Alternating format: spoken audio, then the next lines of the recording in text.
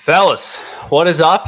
We are live from Buffalo, the classic. You guys probably see the background. We always have the same hotel that we stay at. We're going to be doing some Best Ball Mania drafts. We're going to try and rip through 3 of them here.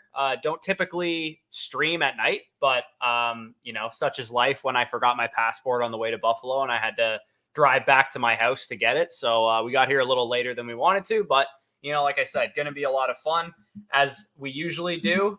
While we're in Buffalo, we are going to be ripping some underdog fantasy drafts, and we shall enter a Best Ball Mania 5 draft together. I'm going to be drafting from my laptop, Danny from his. And then, of course, if you guys do want to get into this draft, hover over the enter. I shall be entering the draft right now. Danny's going to be entering it right now beside me as well. And it's waiting, and Danny can get into the same draft as me. Oh, awesome! Here, why don't you just leave that draft, and we'll just duo this one, and then next draft we can draft a duo together. Unbelievable! That happened earlier too. If you guys are unfamiliar, but yeah, not great. Yeah, that's definitely a classic. But I will also make reference to the fact that if you guys are new to Underdog Fantasy, you know the drill. Head on over there, sign up with promo code FSE, and you will get $250 in bonus cash. You will also get a free Pick'em special. And also for those of you guys that are, active Underdog users, we actually got the Influencer 101, which you absolutely love to see. Hey, might just be better that I didn't get in because I probably would have gotten the 111 like I have all data apparently. Yeah, we do have a live site-wide special on Underdog right now for UFC 303 next week or on Saturday. There is a half strike boosted pick'em here for Alex Pereira. I actually ended up building out here a NFL season long pick'em using that kind of boost there. So we're actually on the clock, so I'm going to make sure we don't screw up here. Yeah. Are we going with the classic McCaffrey or are we going to go with Sedarian? Okay. Macro portfolio, if you're going to get a lot of 101s, because McCaffrey goes earlier, I usually do. But Lamb is my first overall ranked player. So. Yeah. I never get 101s. So let's stick with McCaffrey because I don't want to test the gods. And when they finally give me a 101, I go ahead and take CeeDee Lamb there, which is, again, sometimes you get lucky and McCaffrey falls to you at 102 and you can, pump up your portfolio that way. But to me, I think I'm just going to take those two guys what ADP order that they go in. Yeah, for sure. Henry, I believe your ranks are uploaded, right? Mine? Yeah. Are your ranks uploaded? Oh, are my ranks uploaded? Yeah, these are my ranks here. So you can see my rank is sorted there, and then I'll sort by ADP for the meantime so that you guys can see it. But, I mean, if you do want to use my rankings, they are on Flock Fantasy right now, and I did update them today. So if you guys are doing best ball drafts and you wanted to draft off of my rankings, you could. It's a little challenging. I wish they made it easier to integrate right in with Underdog. It's kind of challenging to just, throw them right in there. Maybe in the future we'll have the devs build a tool that you're able to kind of draft off of our rankings that way. That would be a lot better, but it's just kind of difficult to do it the way that it's set up now. But we'll see what happens, see what falls back to us with Christian McCaffrey here. Do we have anybody in the chat in this draft right now? I'm looking around. I don't think I recognize any names on the board here.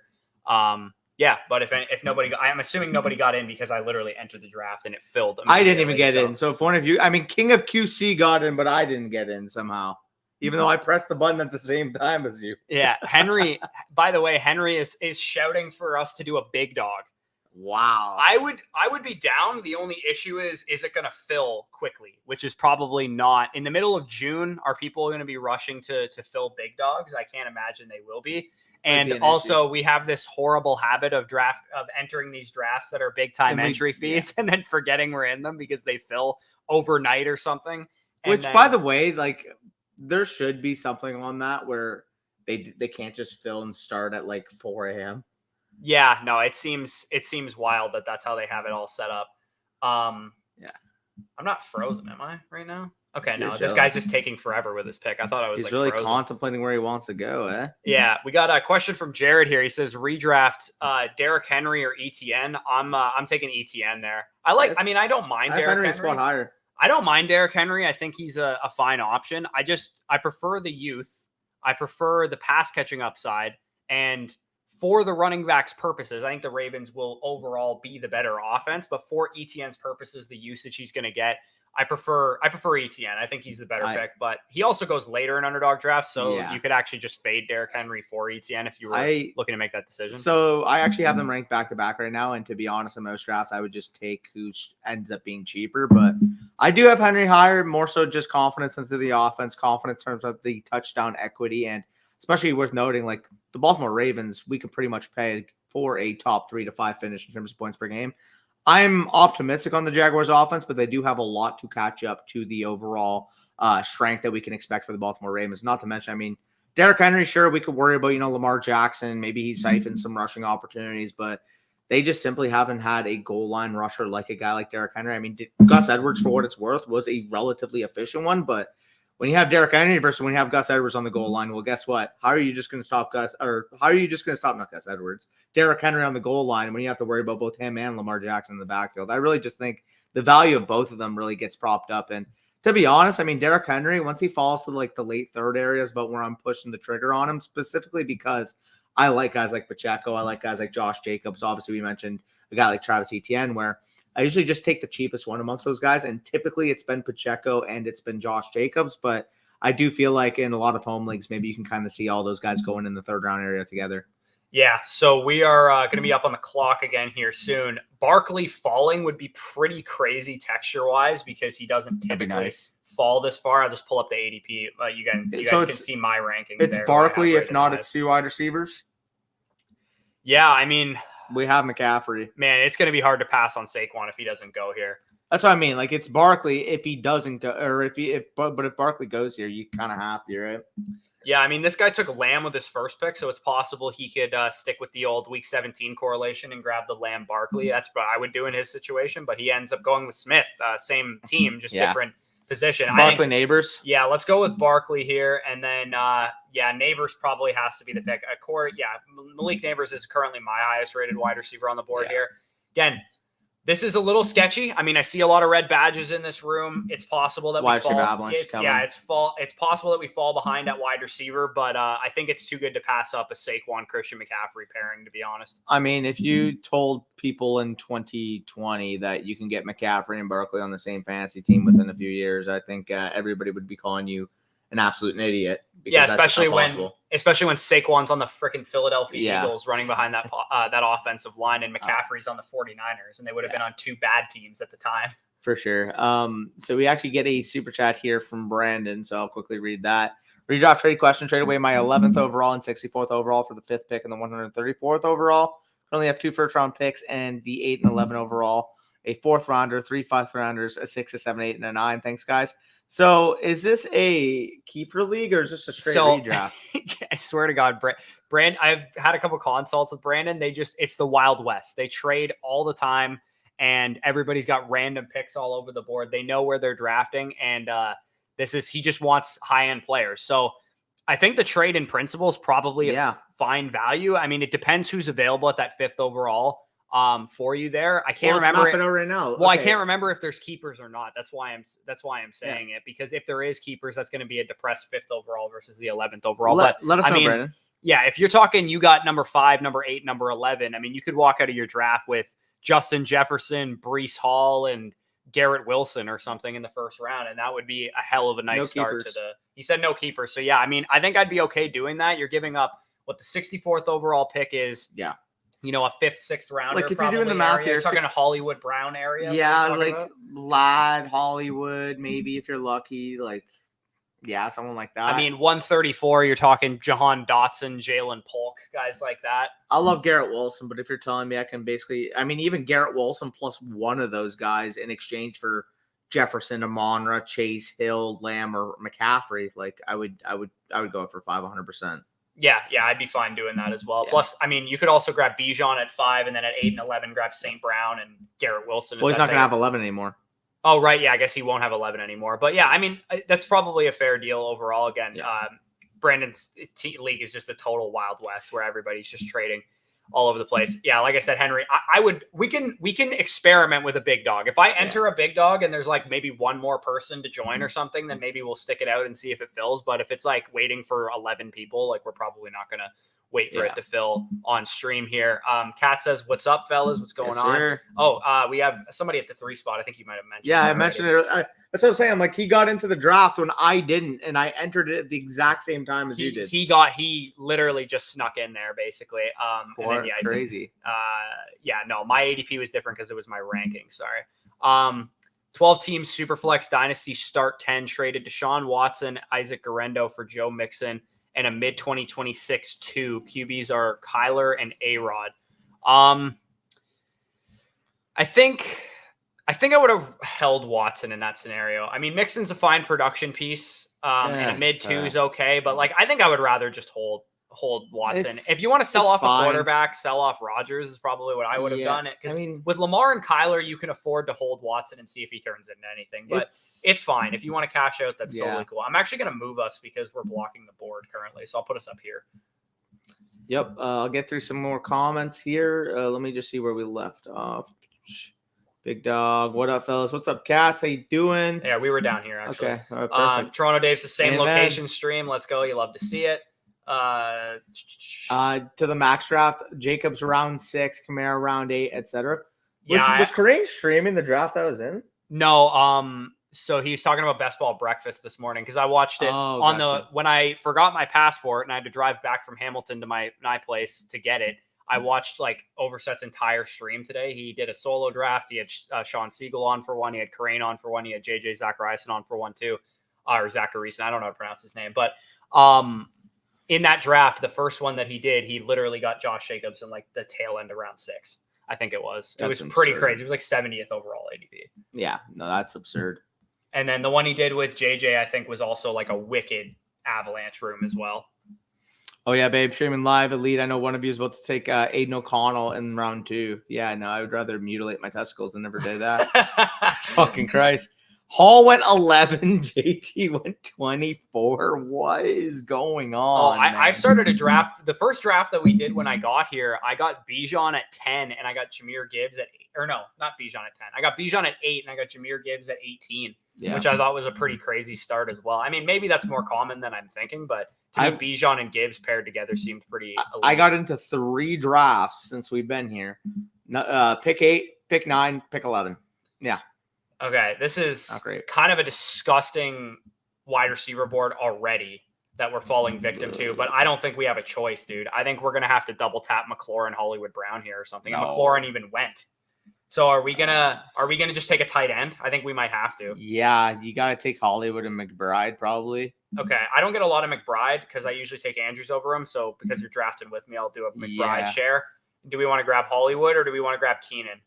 I'm good with either, whichever one you like, or Jaden Reed, one of those 3. I'm gonna grab Keenan. I don't get a whole lot of him. That's fine. So I'll grab Keenan Allen. I'm a little worried about Hollywood Brown, man. I'm like I like that he's got this target earning ability and stuff, but I'm not 100% sold that we almost got Amari. Yeah, that would have been nice. Fuck, man. Yeah. Crap. Everyone's chanting big dog. Can we get an IRL Cowboys argument? I wish I had the energy to do that, man. If we had the energy to do it, we could have the argument of Baker Mayfield being better than Geno Smith, maybe. Come on. Like that, I just don't have the energy. For those of you that are curious, right? So again, Corey should be more tired than me for the record, because obviously this guy's done double the amount of driving alone than I've even. Not to mention I'm the one who was just driving. You were just in the car. I didn't even drive at all. Yeah. That's fair. So for reference, if you guys are unfamiliar, Corey lives about an hour from me, which is on the way to Buffalo. He got to my house to pick me up, realized he forgot his passport, drove all the way back and all the way back. So he spent an extra 2 to 2.5 hours driving. So he's very tired. And then for me as well, Christ, I usually have at least 2, most likely most days 3 coffees. And that's when I'm just staying home mostly. So right now I'm off of 1 coffee, and yeah, if you can tell, I don't have much energy. Yeah, well, once this stream is over around, 10:30 Eastern, after we're done 3 drafts that we're doing, might be an early night for the boys and wake up early to grind some more drafts. Yep.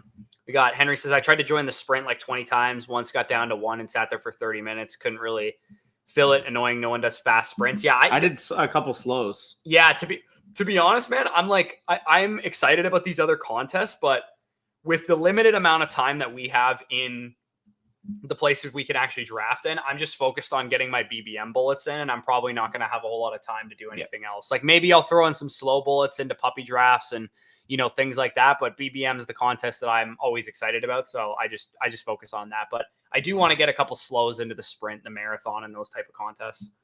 Yeah, for sure. Yo, seeing the boys together is great. Yes, sir. Yes, sir. Don't worry. This won't be the last time this off season, by the way. We do have some stuff planned, specifically in August, potentially late July. We'll see what's going on, but definitely for August, you guys will see the lads together. That's for sure. Yeah. Wanya says, what's going on in Buffalo, boys? I mean, the usual. I brought my own food because I can't eat American food. Danny got Chipotle, so he's probably going to have to get off of this live stream midway to shit. I already took one. Hey, I took one before the stream. This guy ate Chipotle 40 minutes before the stream and already took a shit after. I don't know what the hell's going on with your guys. It was a healthy shit, man. I will say, you know, sometimes you just got to log her out. Jesus. And then, yeah, I mean, other than that, our plans in Buffalo are to draft. That's pretty much all we do when we're here. So pretty much, we kind of just vibe. We get the hotel. It's like, oh, aren't you just spending money on the hotel? It's like, yeah, but we kind of have to when we can't do it over in Ontario. Yeah, it's not like, I mean, I suppose we could just cross the border really quick. I did that once. Yeah, I mean, Danny came over one day, just like went to Panera for lunch and then drafted a bunch of teams while he was there. I don't know. I need my fast draft fixed too. Like it's one thing to just cross the border really fast, enter a bunch of slows and come back. It's like, do I want to be in slow draft hell permanently every draft that I'm in? Like I want to do some fast, like fast. I want to enjoy a draft, you know, like, yes, I enjoy the factor of being able to log in every day and make picks, but also it's like, sometimes the bullets are flying. People are stressed out. They see that 30-second timer go down. And guess what? Sometimes you'll see auto picks 20 picks ahead of ADP on naked stacks or naked unstacked players. Sorry, is what I mean. Not naked stacks, because that's quite literally a contradiction.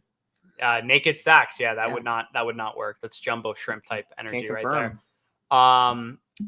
Nice balance, boys. Yes, sir. Hopefully we don't get buried too hard in the avalanche, but the wide receiver position has flown off the board so far. What are we in? Early round 6, and a guy who's going to get suspended is off the board. So it is not looking great. Henry's talking about, this is a classic Henry. I love you, Henry, but he's always bringing in like some analysts from Sirius XM and talking about their terrible takes. No, yeah. For the record, okay, we got to show this on the screen right now. Fucking Paul Charchin podcast. Barkley with an 8th round grade. Okay, that guy's just an absolute sand eater who should never play fantasy. How can you, like, I'm sorry, but like, how can you look at Saquon Barkley on the Philadelphia Eagles and say he's anything less than like a 2nd round pick? Dude, like, who's like, go to the 8th round ADP running backs. You're telling me Saquon's an 8th round running back? No, there's no way. I'm assuming, you know, he thinks he's going to get hurt or something. Like, it's probably just some stupid ass. Maybe he just sucks at fantasy. That's kind of what I learned. Maybe, but he's probably just like, oh, he's going to get hurt because he always gets hurt. So I'm going to rank him. Like another sand eater take. Wide receiver 51 for Malik. Oh, yeah, sure. The top 10 overall draft pick with one of the best prospect profiles we've ever seen. Yeah, wide receiver 51. Nah, man, I can't take him. Give me my Cortland Sutton over him. Yeah, dude. Those analysts that rank like Malik Neighbors wide receiver 51 definitely have like Cortland Sutton types ranked that high. Okay, we are gonna have to capitulate if I'm being 100% honest here. Yeah, we're gonna have to take JSN because we are gonna get buried hard if we do not. Kyler. I don't want to take Kyler on McBride. Oh, we do have McBride. You're right.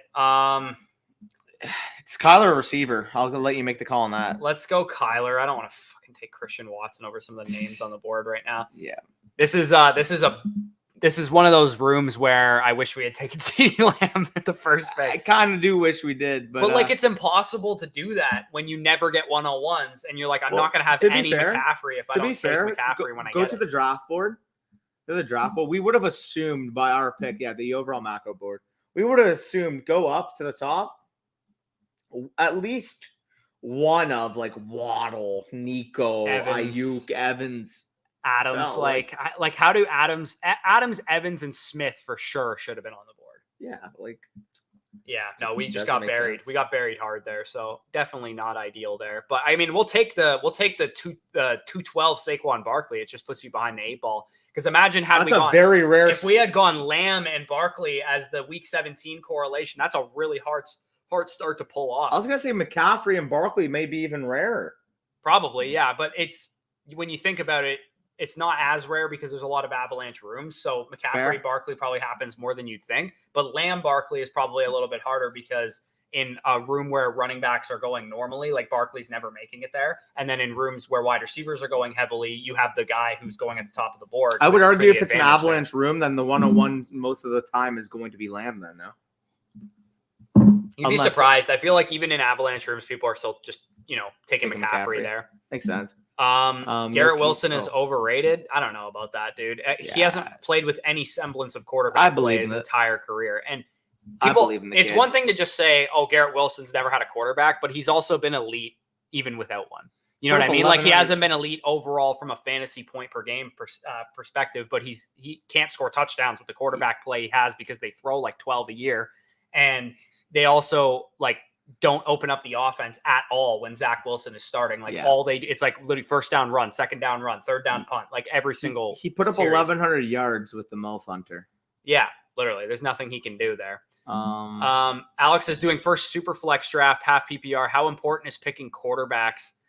Can I wait towards the 6th to 7th to pick them? I mean, if you're drafting with absolute sand eaters who have no idea how to value them, you could. But yeah, if you, I will say, if it's your first super flex draft and everybody's not familiar with super flex, what I would do in your situation is wait around until you're in the pockets. Or of better yet, like if you get into the pocket of quarterback where like you can get a Jalen Hurts, Kyler Murray combo in like round 3 and 5 because people don't know how to value quarterbacks in Superflex, that would make some sense. Yeah, it's just I doubt that's okay. Maybe round 2 and 4 then. If people don't know how to evaluate quarterbacks, that's what's going to happen, right? They're going to be used to drafting one quarterback fantasy. Yeah, teams.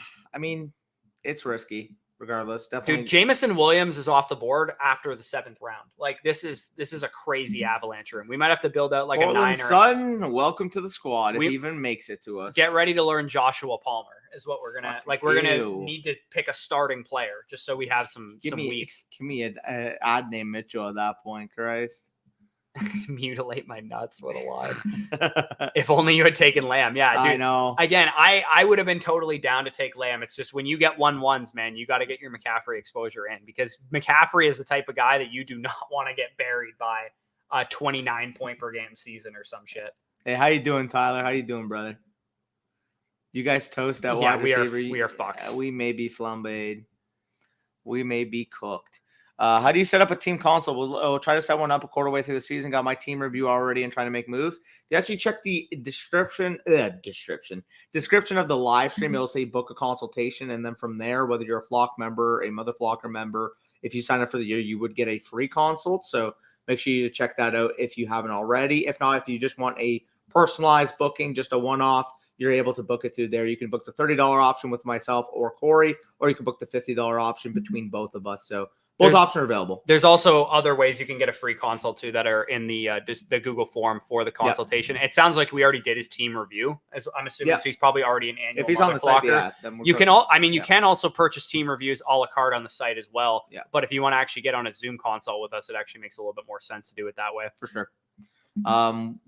We are okay. I'm not gonna count. Yeah, we won't jinx it yet. Yeah. Let's answer this one here. He says, "Is it a waste to only put a limited entries into BBM? Better use to get a ton of smaller contests?" I mean, it depends on your bankroll, man. Yeah. Like if your goal is I want to turn a little into a lot, and I don't really care if I lose my money, then yeah, BBM is the contest for you. But if you're like, you know what, I got $150 to spend and I want to be profitable, probably makes more sense to enter puppy drafts as opposed to BBMs, or just generally speaking, you just want to draft more teams too, and you don't want to draft only say 7 teams is $150. The other one too, if you got a big bankroll and you're gonna have a macro portfolio of a bunch of teams, I like varying it across the board because there's some more higher EV contests. Like for example, I mean the Greyhound was one that stood out to me. Yeah. The Dalmatian you said was one that was a 3-entry max. That's going to be very profitable compared to a larger. There's probably going to be rake-free contests, I would imagine, that'll drop too. So yeah, I would keep an eye out. If you're looking to just get a feel for a couple different contests, maybe throw a few bullets into BBM. This we have to pick. Sort of by ADP as well, please.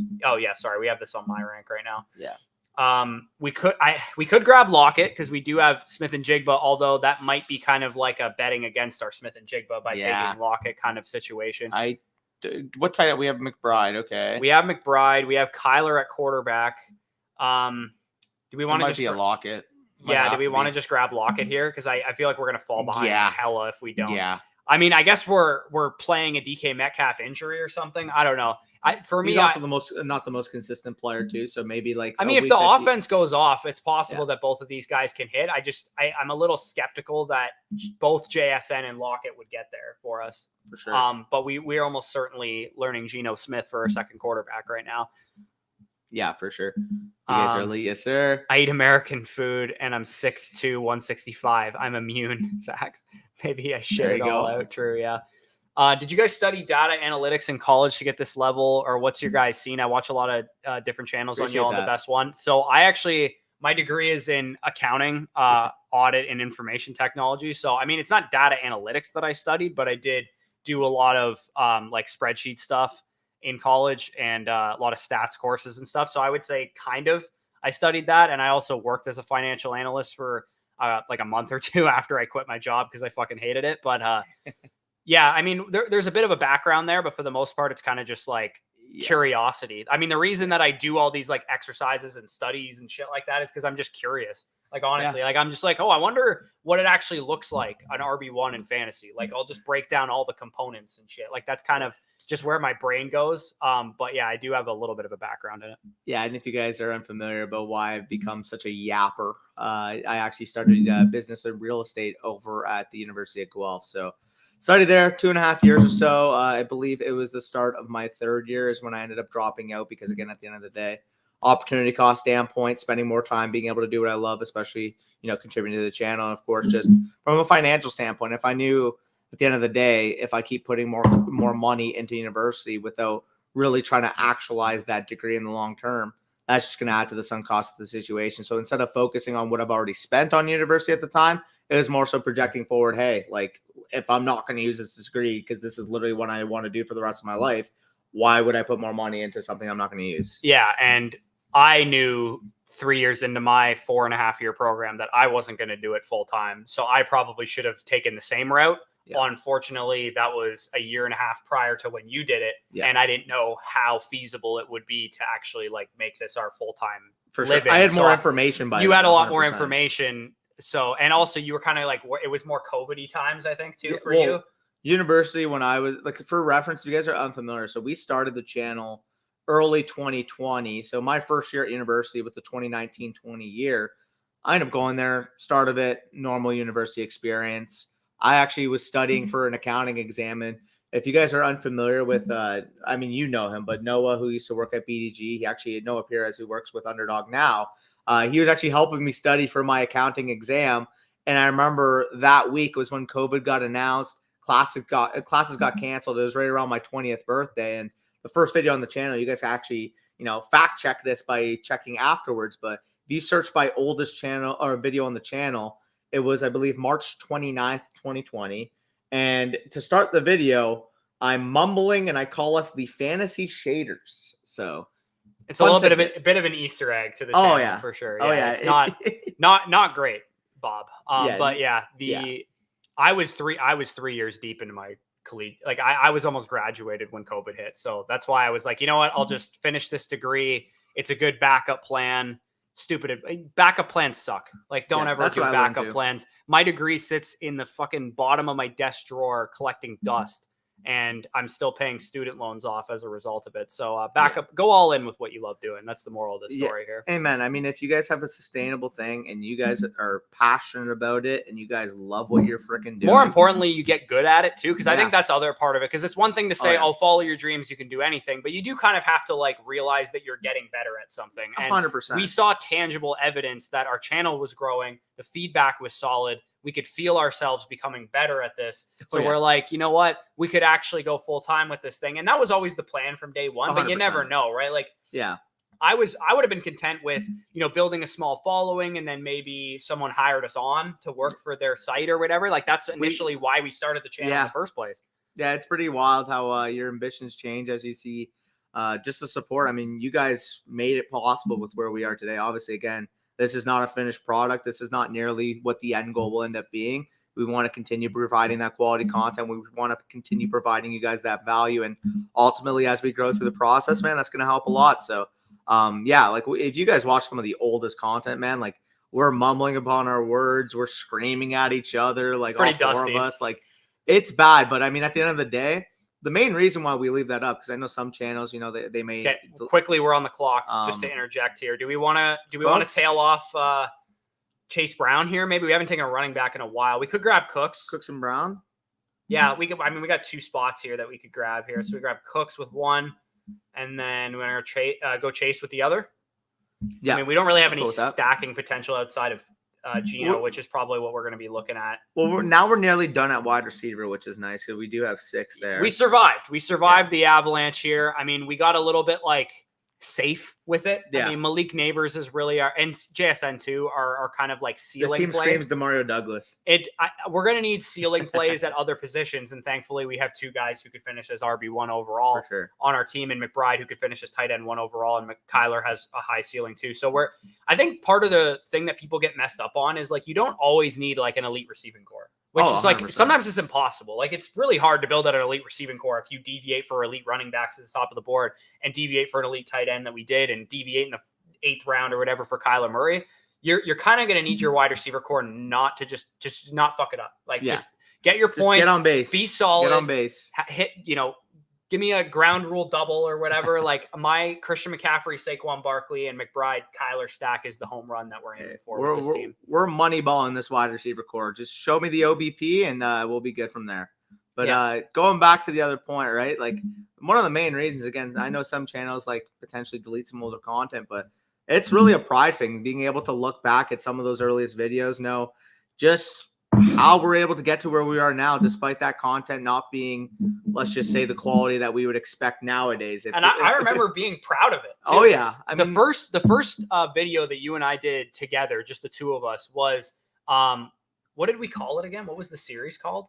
Hot Commodities. Hot Commodities. It was the first episode, and we're like, hey, buy into, and it was actually wild because the first guy that I talked about in that video was Will Fuller, who to that point in his career was a complete He's bomb. your boy. And he absolutely cooked that year with Deshaun Watson. So it was weird. And I was like, that video, like the thumbnail's awful. Everything about it's terrible. The thumbnail. Everything about the video is like objectively terrible relative to our content now. But at the time, I was very proud of that video. I was like, oh, this video is so sick. Like, we're doing this, and we got like, I don't know, like 45 views on it or something, and I was so happy that 45 people wanted to hear what we said. It was pretty cool. It's so funny looking back, because I remember like one of the first videos we also put out, I thought that was so cool because I put the thumbnail and it had a poop emoji on it. Yikes. No, all jokes aside, if you guys want a little bit of entertainment just to joke back and think of what things used to be, man, watch a couple of those old videos. And I mean, I'll tell you right now, they are hard watches, so you're going to have to lock in because, like, I personally just cringe too much seeing how bad I was. But at the end of the day, like we were saying, being able to watch that, being able to self-critique, being able to understand, hey, like, we've improved to the point we're at now, and that's 4 years in. I mean, if we feel like we're putting out good content now, just imagine what that's going to look like 4 more years of experience, right? Yeah, and guys like Brett Coleman have talked about that a lot, too. Yeah. It's like I've seen a lot of major, like Mr. Beast talks about it all the time, too. It's just like the amount of reps you get is how good you're going to get, really. Yeah. And especially if you want to get better each time. The whole like old adage of, make something better each video to get 1% better every video, whatever the case is, whether it's speaking clearer, better thumbnails, better quality video, audio, whatever. Quality, yeah. Definitely something that we've learned over the years has really been helpful for us. And then JKD says, what's up, guys? Yes, you guys give great advice, at least for me anyways. I will say, I think, to toot our own horns really quick, I highly, highly doubt that there are any other fantasy channels that have answered as many free comments as we have. Legitimately. Like, I know it gets really hard during the season when, we put out a video and within a minute or 10 minutes or whatever, it's got like 80 start set questions on it. That's difficult. But for the most part, I feel like we answer a lot of comments and give out a lot of free advice. And I think that's something that I wanted to stick to no matter how big we ever, like if we ever get like a huge channel and that's really hard to do, I still want to be the channel that answers comments consistently. I don't ever want to be the channel that's like, if you want my opinion, you got to pay for it. Like we're 100%. Talking, it's fantasy football, man. Like I'm answering fantasy football questions. There's no reason to complain that you're asking me whether or not you should start Raheem Mostert or Tony Pollard that week. Like, it's really not that much skin off my back to just answer the question. It's actually more mental energy to ask you to sign up for something than it is for me to just give you an answer. 100%. And I mean, I'm even going to apply that to some of the consultations I've done. Like, the one thing that is always said in those calls is appreciate you for taking the time with me. But like, my response always, and man, at the end of the day, like, we both went into it with the same goal that providing value to you guys is the number one goal at the end of the day. Like, a lot of people are so focused on the instant gratification. How much am I making year one? How much am I making year two? This and that. And dude, the first 7 months we started the channel, We didn't make a dime. we didn't make a fucking dime on this shit, man. This is just straight passion product, man. We love football. We love fantasy, man. And I mean, this is our way of just kind of, giving ourselves therapy for the most part, man. Do we Like, have this is a Gino therapy on the board piece. still? Sorry. Gino's probably a little later now. Okay, he definitely is. We need another player off the board. Running back. Yeah. Fuck. Did we just take Jalen right here? Sure. Is that by your Literally ranks? I'm literally trolling. Is it by ranks or ADP, dude? Sorry, I had to. It was by my ranks, but I had Okay. to make a pick there. That's fine. We took him 8 picks out of AT. Oh, I would have loved Dowdle. I don't really care that much. Jalen so- Wright versus Dowdle. We already have McCaffrey, Barkley, Chase Brown. We kind of needed an upside guy anyway. I was just saying because we also would Okay. have the Barkley. Do we want to take another receiver here? Do you want to Yeah. go Mooney, Yeah, QJ, we could go Jermaine Burton? QJ. We have Brown. We could go Jermaine. Yeah, your Burton. call. Yeah, do it. We'll go Jermaine Burton there. Yes, sir. We don't have a lot of upside at wide receiver. Darnell Mooney was kind of a sexless pick if we went with him. Yeah, I mean, yeah, kind of a double condom. I mean, I guess we could have went with the second quarterback, but like you said, we're probably just gonna wait on Gino anyways. Yeah, assuming he's not off the board already. I couldn't find him. Surely but he's not. Yeah, it's because I have him kind of buried in my rankings. Because to me, Gino is the You classic. hate Gino, bro. Gino is the You're a classic. hater. I will only draft him if I have his pass catchers. You're a quarterback. hater, brother. But like, is that not still true for you though? I mean, I think Gino's a fine quarterback. You're not That's the drafting him difference. naked though. He has no rushing upside. Like, there's quarterbacks that go around guess. Gino, like Deshaun Didn't he have Watson. 5 rushing touchdowns last year or 2 years ago? Sorry, I Did he actually? think he had 5 rushing touchdowns a couple years ago. I look at Geno Smith and I think, okay, Deshaun Watson, Jaden Daniels, Drake agree with May. that, There's but other quarterbers that go there that Those have. guys go far ahead, bro. They're way higher. I mean, than Jaden ADP. Daniels goes far ahead, Yeah. but Deshaun Watson goes like around the same range. Let's see. Gino had. Am I tripping? Okay, no, that's passing. Where's rushing? Rushing and receiving. Okay, no, he had almost 400 rushing yards. That's what it was. He didn't have 5 rushing touchdowns. He had It's almost actually 400 not rushing yards. half bad for him. That's what I mean. Um, He was banged up last year. Had nearly a couple hundred, but yeah. Appreciate the kind words, Max. He Appreciate says that. we're good at presenting our takes and validating them with numbers and stuff. This is the one that I really don't understand. When I hear of people saying like, "Oh, this fantasy analyst was like super douchey," or like, was super sensitive when I question their take or whatever, it's like, No. guys, it is not that serious, man. Like, it is really not that Yeah. serious. Like, people getting like really bent out of shape for people questioning their takes. Like, if you question my take, like, I might. If I don't agree with you, like, I might get a little defensive about it, but I'm not going to get super like in the weeds with like, you don't know what the fuck you're talking about. Fuck you. People do that shit. And it's like really irritating. To As me. long as it's like, hey, I disagree with this. This is what I think. I am fine with engaging with you guys. It's more so when we get the comments like, you guys are fucking idiots for thinking this. That's when I'm like, okay, you're going to act like that. I'll nip you back in the freaking nose. But, yeah, if you're going to be professional, comment something, say, this is why I disagree with this take.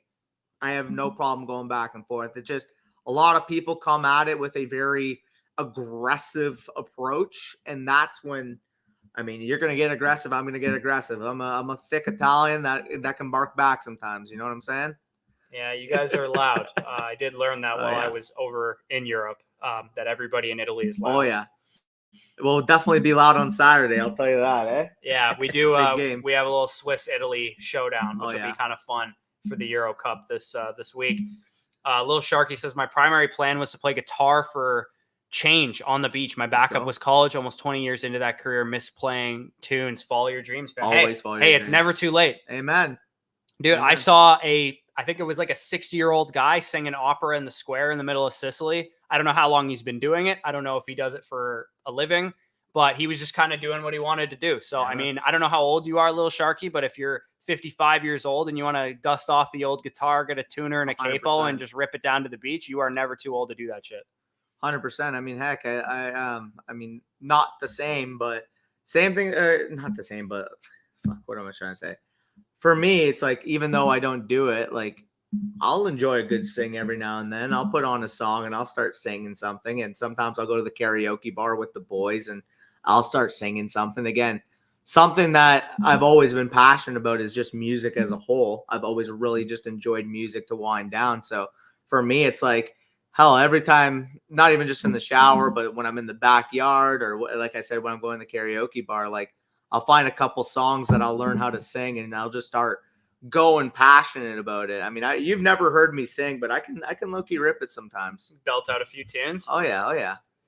My mom's actually a really good singer. I got maybe a little bit of it. I would say I'm the type of singer that would not clear out a room because I'm so bad, but I also wouldn't fill a room with like seats that people are paying for either. I'm like just your prototypical, okay, you're solid. Solid. You know what you're doing. You're solid. You're not a complete train wreck of a singer to completely tone deaf, but yeah, I'm not gonna impress anybody either. For me, it's like as long as it's not too high of a note, I can usually hit it. So okay, so with this next set of picks here, do we want to taper off our tight end by grabbing Hunter Henry here, or do we want to? I'm always keen for a Hunter. Should we grab Hunter Henry, or should we try and push tight end a little bit more and maybe just go for like a Kate Otten or a Conklin or somebody like that? Is Douglas gone? Looks like he might be. Yeah, I'm sorted by ADP right now, so. Yeah, it looks like. I mean, we could grab Michael Wilson as our last receiver. We're gonna need. Let's go Henry and Geno. No. Henry and Geno. Yeah, we could. I mean, we could grab Henry here. I look at the tight ends on the board, and I don't really see a huge difference between Hunter Henry and the other guys. Like, I do. Yeah. Other than Sanat, I do. I mean, I think Otten is going to play more than Hunter Henry, and I think we might have him slide back to us. But we'll roll with Hunter Henry and Geno Smith here. Close off our onesies, and then we do. I mean, do we want 9 wide receivers with this team, or do we want to? We could probably get away with just a 5. How many? We're gonna have a 5 RB build, right? Okay? So we got McBride and Henry. We got Murray and Smith. So we're ending those at 2. Yeah, this is probably a 5 running back build. So yeah, this looks like a 9 wide receiver build if I do see so. Yeah, we probably want to grab Michael Wilson if he can fall back to us. He probably won't. Actually, he's the highest rated wide receiver on the board. So I got to point this out. Flett, is that the famous couch that broke my back? Yeah. So Flett, when we went to the Buffalo Bills game, we stayed in this exact hotel, different room, but exact hotel. And this couch pulls out that we're sitting on. And there's 2 queens like to our left right now that me and Danny slept in. And I mean, we're all grown adults. We weren't going to snuggle together. So except for when we were in Brooklyn with the UD boys. that was a king size bed. That was different. This guy stripped right into his tidy whities. I'm like, okay, take it easy. I'm sorry, but people who sleep in clothes need to be jailed. Oh, buddy. Next time I'll just go freaking full birthday suit on you, you know? Yeah, no, I mean, you got to put boxers on because, you're a civilized human. I'm joking. That was hilarious because the room got booked under the name Danny Ladster because he didn't know what my last name was. Yeah, so they booked us 2 rooms, but the first night we stayed in the same one. I feel like we've told this story 600 times. Yeah, no, we have. Danny's been on rerun storytelling for the last couple of days. Like, I think the last 3 or 4 stories you've tried to tell me, I'm like, yeah, I've already actually heard that one. Yeah. I've had a couple that were just like completely reruns. See, when you tell so many stories, you don't know which ones are repeat stories, you know? I said that the most Canadian way I could have possibly found. Yeah, that was a very Canadian response there. And exactly, JKD, I think looking back on old videos, because I actually do this like more regularly than you guys would think, especially when it comes to like recurring videos that we do every year, like my sleeper video that I do every year, or like the who's the next league winning quarterback, running back, wide receiver, tight end.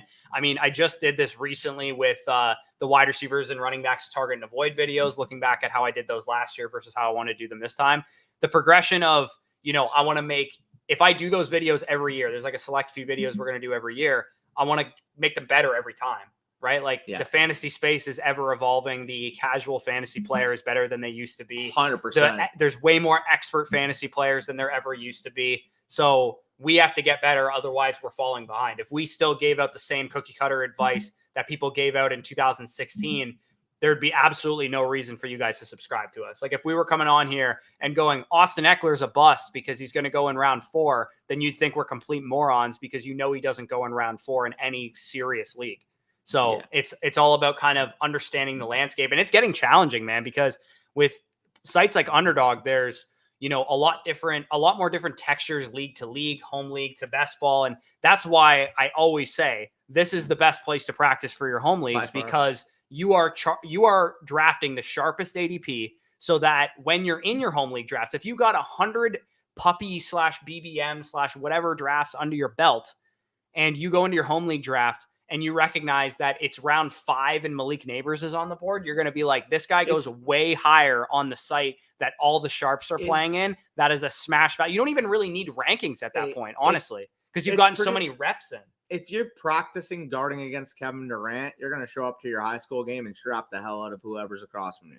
Yeah, that's what exactly we've talked about. If you got a school fight, somebody challenged you to a Tilly in the back of the parking lot, and Mike Tyson is coaching you on how to fight, you're probably going to beat the shit out of that guy. Yeah. As long as y'all, unless, I mean, Mike Tyson also is dealing with some stuff where he can't fight himself, but we'll see. We'll see if he actually ends up fighting Jake Paul here soon. Rashee Rice or Coleman in Dynasty. I actually just recently moved Rashee Rice up a little bit, and him and Coleman are literally back to back, and I do have Rice one spot higher. Let me see how close they are for me. I mean, I have Rice at 31, Coleman at 33, so I actually do prefer Rice. But like you said, if you want to mitigate some of your risk, I don't mind going with Coleman. To be fair, they're both pretty risky, so I don't think you're really risking too. You're not really changing too much of the equation, but more so with the knucklehead factor, you know. Yeah, that's pretty fair. Do we want to go Baker here? I mean, we could grab Tracy and be done at running back with one of these picks. Yeah, right. Because we only have 4 running backs. Yeah, we only have 4. So let's grab Tracy. Grab Tracy right here. We could grab Baker with the other pick.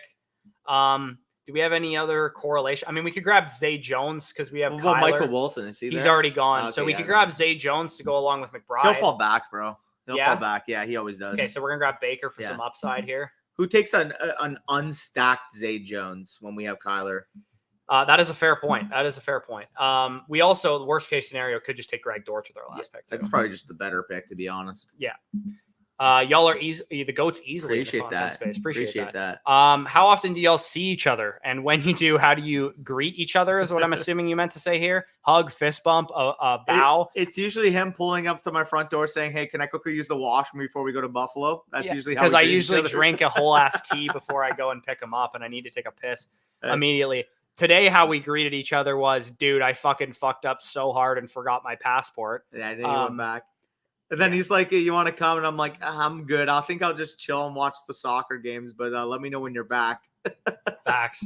My number one channel for Dynasty content, in-depth analysis, and general thesis strategy as well. We really appreciate that. And again, if you guys ever, like, I know we say this all the time, and to be honest, you'd think we'd get more video suggestions with the amount that we say this. If there's anything that you guys want to see in terms of something we don't currently do, something that we're already doing, but you wish we would do differently, like, we have a video suggestions channel within our Discord. Just go in there and be like, hey, I saw this channel had a great take on this. What are your thoughts on it? Could you put your own spin on this concept, this talk, this strategy point, whatever? Because I think we're pretty good at coming up with video ideas. And honestly, by the time the season kicks off, I feel like I have 5 or 10 in the back burner that we never even got to. Same. But I'm always like looking for better ideas. Like every year there's like 2 or 3 videos we come up with that we didn't do the year previous that I'm like, dude, those are going to be staples going forward. Like the risk ratings thing I did last year, I thought I was a fucking genius when I put that out. I'm not going to lie. I was really proud of that video series because I'm like, this is such a very easy, actionable way to build a fantasy team. Because you realize, okay, if I took one risky player early on, maybe I want to play it safe with some of my other picks. And that video did extremely well. I think it's like the second highest viewed video on the entire channel's history. So really, really was happy with how that video turned out. And that was a suggestion. Somebody asked me, who do you think are the riskiest players in fantasy? And that kind of light bulbed an idea in my head to give risk ratings to our draft guide. And we will be preparing our draft guide once we get back. I mean, I said July 1st is when it's going to come out. We're actually getting a little bit close to July 1st. Might need a little bit more time than that. But 100%. I mean, the other series too that you guys have really showed appreciation for.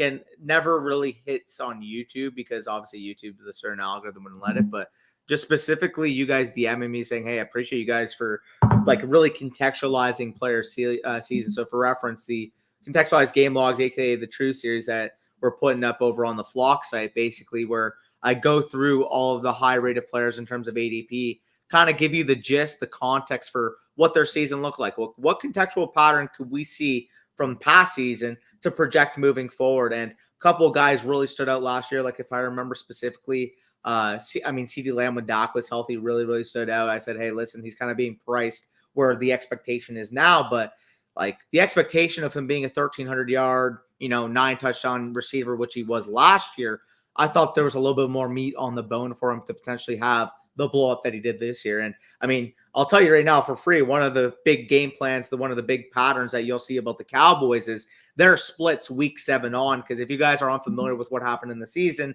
first 6 weeks weren't really scoring when they were in the red zone.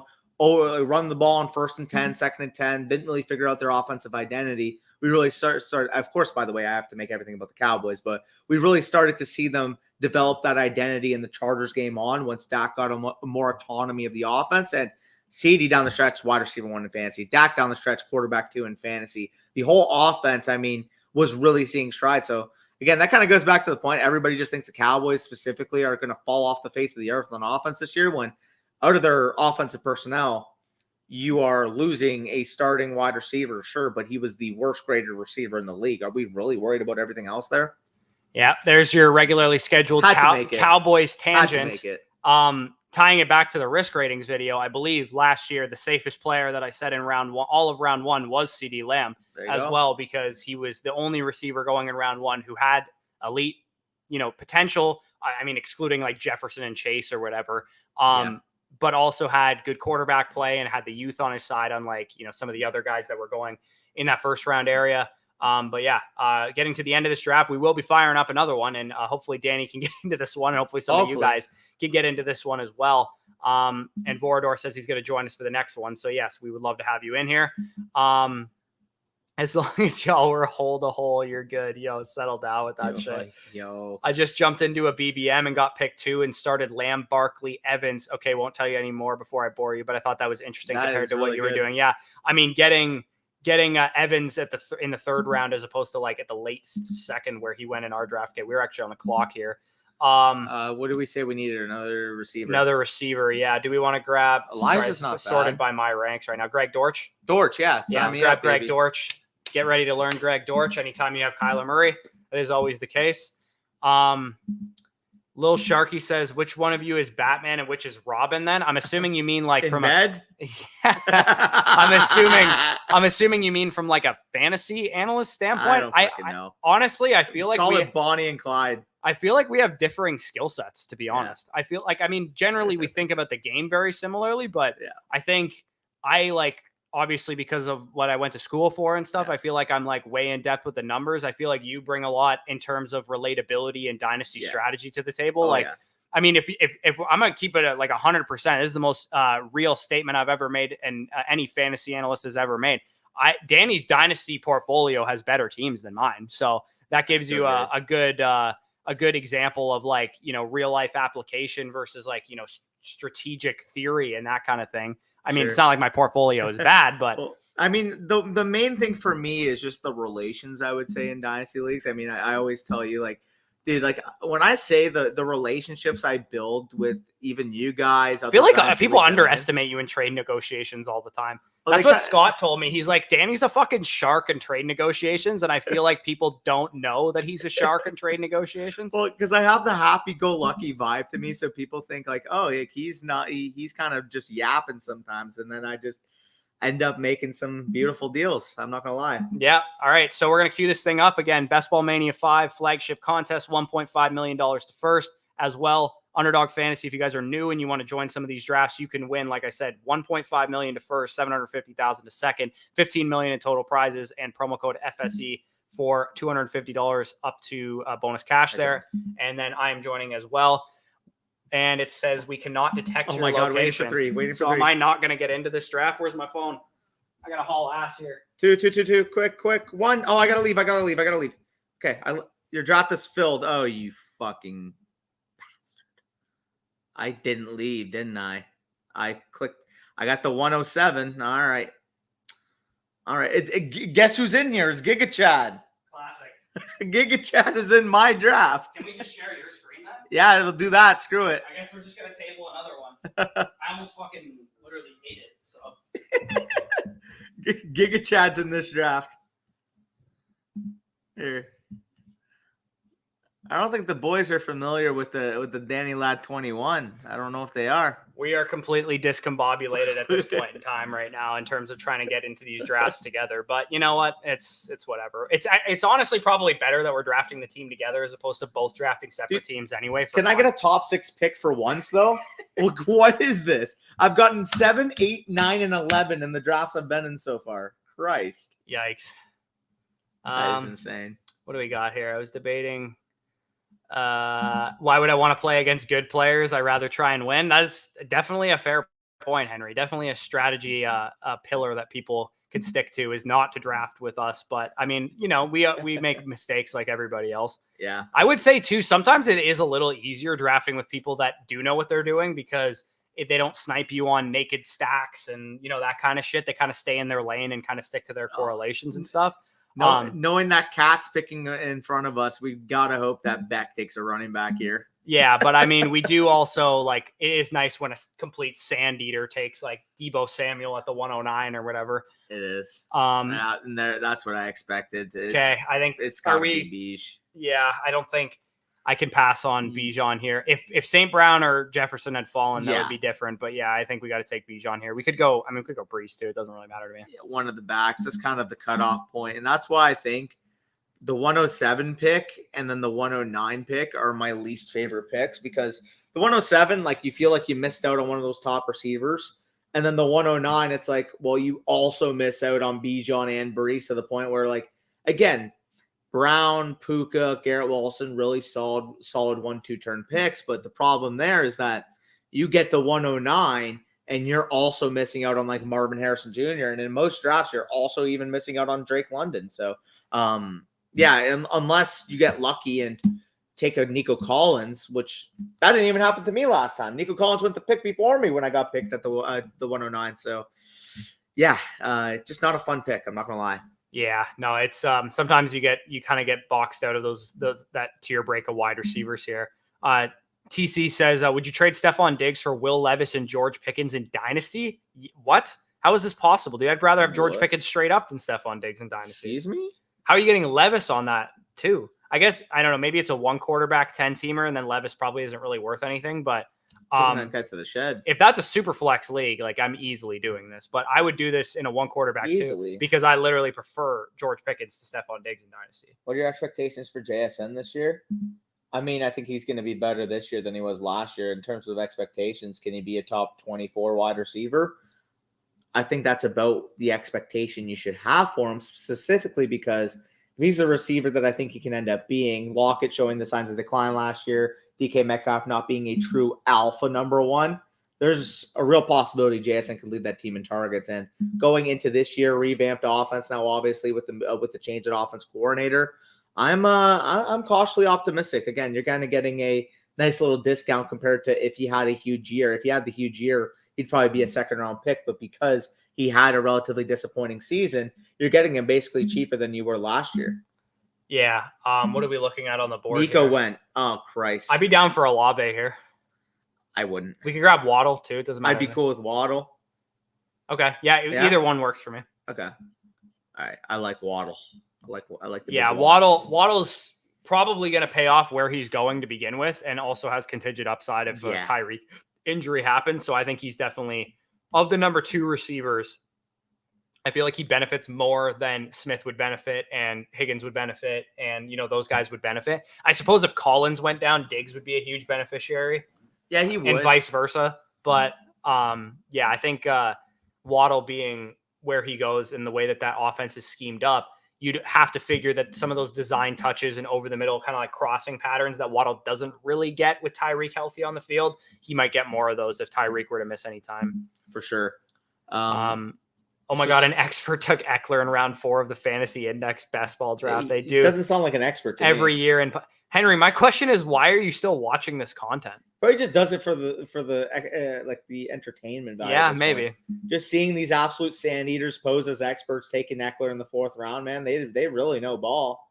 Yeah, I feel like they're just such in like an ecosystem of boomer fantasy players that nobody dares to step outside that ecosystem. But if you did, like, imagine running a 0 RB in a league like that, it would be insane. You would literally have the most loaded wide receiver core of all time. I would be jealous. That's why it's like I said, it's going to be really difficult to give advice league to league, depending on the league market. Because if you do play in a complete boomer sand eater league like that, 0 RB is going to be mighty effective. But like you and I, like our home leagues are getting sharper and sharper every year, where like 9 of the people in my home leagues are properly executing hero RB and 0 RB starts. It's way harder to do those in those type of leagues now. If I showed you, okay, I can't access it right now because they were ribbing me about the Cowboys when they lost in the playoffs, and I may or may not have left the league just to rejoin, obviously, when the season starts. But it happened after the season. They're all talking shit in chat, so I'm like, I don't want to see these messages anymore. I left the league. But if I showed you the draft board in that league, man, I expected everybody would be pounding running back. Like, we're talking about a league where, I mean, it's been going on since 2014, basically. No, even earlier. We started that league in elementary school when we were all in grade 7. So that would have been 2012. 2012, yes, because my first overall draft pick I've ever drafted, yeah, sign me up. The first overall draft pick I have ever drafted in fantasy ended up being a bust, and it just so happened to be rocking for your Tampa Bay Buccaneers. Doug Martin. Second year Doug Martin. And, I mean, looking back, there was no reason not to value him there, though. Receiving upside, efficient rookie season, had like 1,400 rushing yards as a rookie. Knucklehead prevail. Knucklehead factor is something I'm literally throwing into the risk ratings this year. I'm not even shitting you. I'm literally putting knucklehead factor in there. He was literally my first ever draft pick back in 2012. So that league has been going on since 2012, which some of you guys, like, I'm sure Henry probably hears, 2012? Come on. I was in my 13th Dynasty league by 2012. No, but for us, man, like 2012, a lot of you might be shocked out there thinking that, you know, we look like some old men at this point, but 2012, I was a 12-year-old freaking kid playing in my first fantasy league ever. So that was a different time, although I do wish I ended up pulling the trigger on one Marshawn Lynch instead of Doug Martin. That kind of bit me in the ass. At least I was in high school in 2012. You were still like elementary school, but Lil Sharky says, I followed all your weekly videos last year, but had a hard time actually starting those ads after September. My bench was stacked, though. Yeah, I mean, sometimes that's all you need. If you got a loaded starting roster and you're just cycling waivers on your bench for upside, I mean, that's how you know your fantasy team's in a good position. Tubby Tuba is pounding the running backs. Tubby Tuba? Tubby Tuba. That is a tone setter type of name right there. Oh, okay. I'm a dumbass. I went in the stream. Okay, so do we want to grab T? That is crazy. Do you want to grab Higgins here? I'm cool with whichever of these receivers, to be honest. Yeah. Higgins it is. Yeah, I'm cool with that. I am actually, you know what? We didn't fall behind this time. It's rare to get it after ADP Higgins and Cooper Kupp in most of the rooms that we've been in today. Facts. Let me see here. Rams could take unstacked Zay Jones for week 17. By the way, I ended up noticing the guy who took Zay Jones just ripped a naked Zay Jones round ADP 3 picks after we passed on him. So I didn't know that there was just this big demand for Zay Jones, but apparently people love him. Zay Jones has fans all around the league, including most of the coaching staffs. Yeah. Katz took over his J.K. Dobbins tweet really blew up. Yeah, I don't know why. People hated you for that, man. I don't know how many times I got to argue the same point over and over again, but it's about cost, man. Literally. Like, dude, another thing, it's like we put out the video of our must-draft sleepers, and I said, listen, I understand that it is completely an outlier. Also, this is perfectly aligned with Max's question right here. Do you ever feel like you get player bias because being a fan of a certain player, despite what the data tells you? J.K. Dobbins is the fucking poster child for that. Oh, for sure. Because the data tells me that he is a complete bum and he'll probably never play a good game of football again. But he, at one point, was a very talented running back who, at one point, you would have had to take with a chance to start in an offense as Justin Herbert as the quarterback that's going to be very run heavy, has a great offensive line with the talent level that J.K. Dobbins once showed, you would have had to draft this guy in round 5 or round 6 in 2020. You know what I mean? That's where we were taking Cam Akers post Achilles tear. That's where we were taking Marlon Mack post Achilles tear and these type of guys. But J.K. Dobbins is available in the 17th round.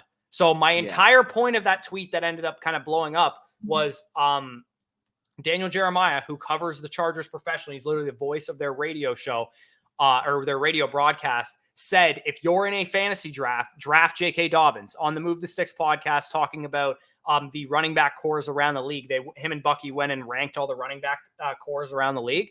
And he said, all I know is that if you're in a fantasy draft, you should draft J.K. Dobbins because he is 100% healthy, according to J.K. Dobbins himself and the team. As well, you're not paying anything for the guy. If he misses in best ball, maybe you take a 0, but to be honest, he'll probably be in a 3-way timeshare with the other backs. Maybe he has a couple spike weeks, especially knowing that maybe he's banged up still at the beginning of the year, comes on at the end of the season, especially in BBM. That's all you need is a week 17 J.K. Dobbins blow-up game. And then in redraft, I mean, you just cut bait with him after 2 games if he's useless and it costs you absolutely nothing. You churn the waiver wire. And then in Dynasty, I mean, you could probably get him for a 4th-round rookie pick. So for me, he's worth the gamble at his price. I know what the data says on Achilles tear running backs. I'm well aware of it. We've had multiple doctors on the channel talk about it. I know what the data says. It's the price tag that I'm interested in. Price tag means everything. It's all about the money at the end of the day, right? Do you want to say Terry here? I never get Terry, to be honest. I fucking hate Terry's ADP value. I'm not going to lie. Okay, you want to take Jaden We then? do have Falcons. I think Terry's a decent value at this. We never get Terry. Pitts, do you want to get no Terry, though? Like, this is how you get 2% Terry when you take him past ADP. I would take him here. Sure. It's our draft. It's between us. I will take it on my account when we're streaming here because I never take it myself. Yeah, not to mention if you're gonna be lower on a player, when you should take him is when he falls past his ADP, and when you also have him correlated week 17 to Bijan Robinson. If that game shoots out, I mean McLaurin and Bijan are best players on their respective teams in that game. Real quick though, going back, we were mentioning it's all about the money, it's all about the price, it's all about the value, right? I get it. It's an outlier if the Patriots end up being this year's Texans, but they have a very talented first-year quarterback, one that we both thought was legitimately not only the number 2 quarterback in the class, but closer to quarterback 1, Caleb Williams, than quarterback 3, Jaden Daniels, was to him in our evaluation cycle. If you guys watch this in Dynasty, you guys will know that we are big Drake May guys. I understand not every rookie quarterback, not every young offense will end up being the 2023 Houston Texans.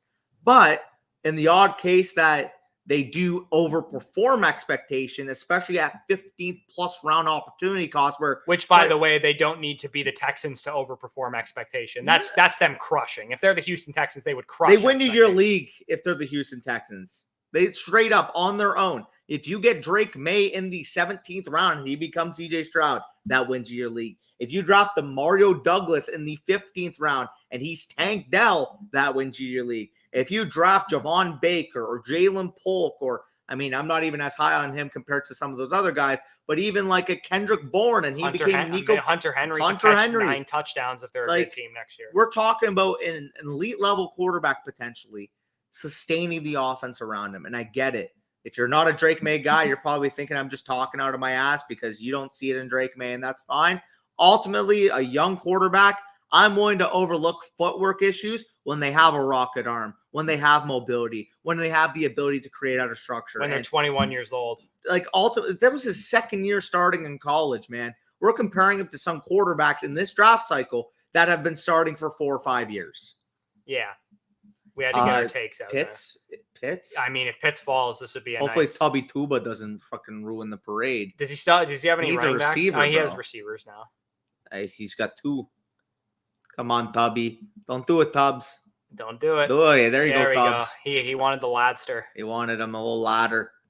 Old lad McConkey. Cameron says, watched a review from y'all a little bit ago. I believe you did that one. What Cameron is referring to, by the way, is when you sign up as an annual mother flocker using promo code FSE on our site, you do get a free team review using our My Teams feature. You load in all of your sleeper teams. If you don't have sleeper, you can upload screenshots from another app And basically we go through and give you your own kind of like personalized Dynasty Decisions podcast, looking over your team, looking over your league mates' teams, kind of suggesting moves and talking about exactly what we think of your team. Can you contend? Are you rebuilding? All that kind of stuff.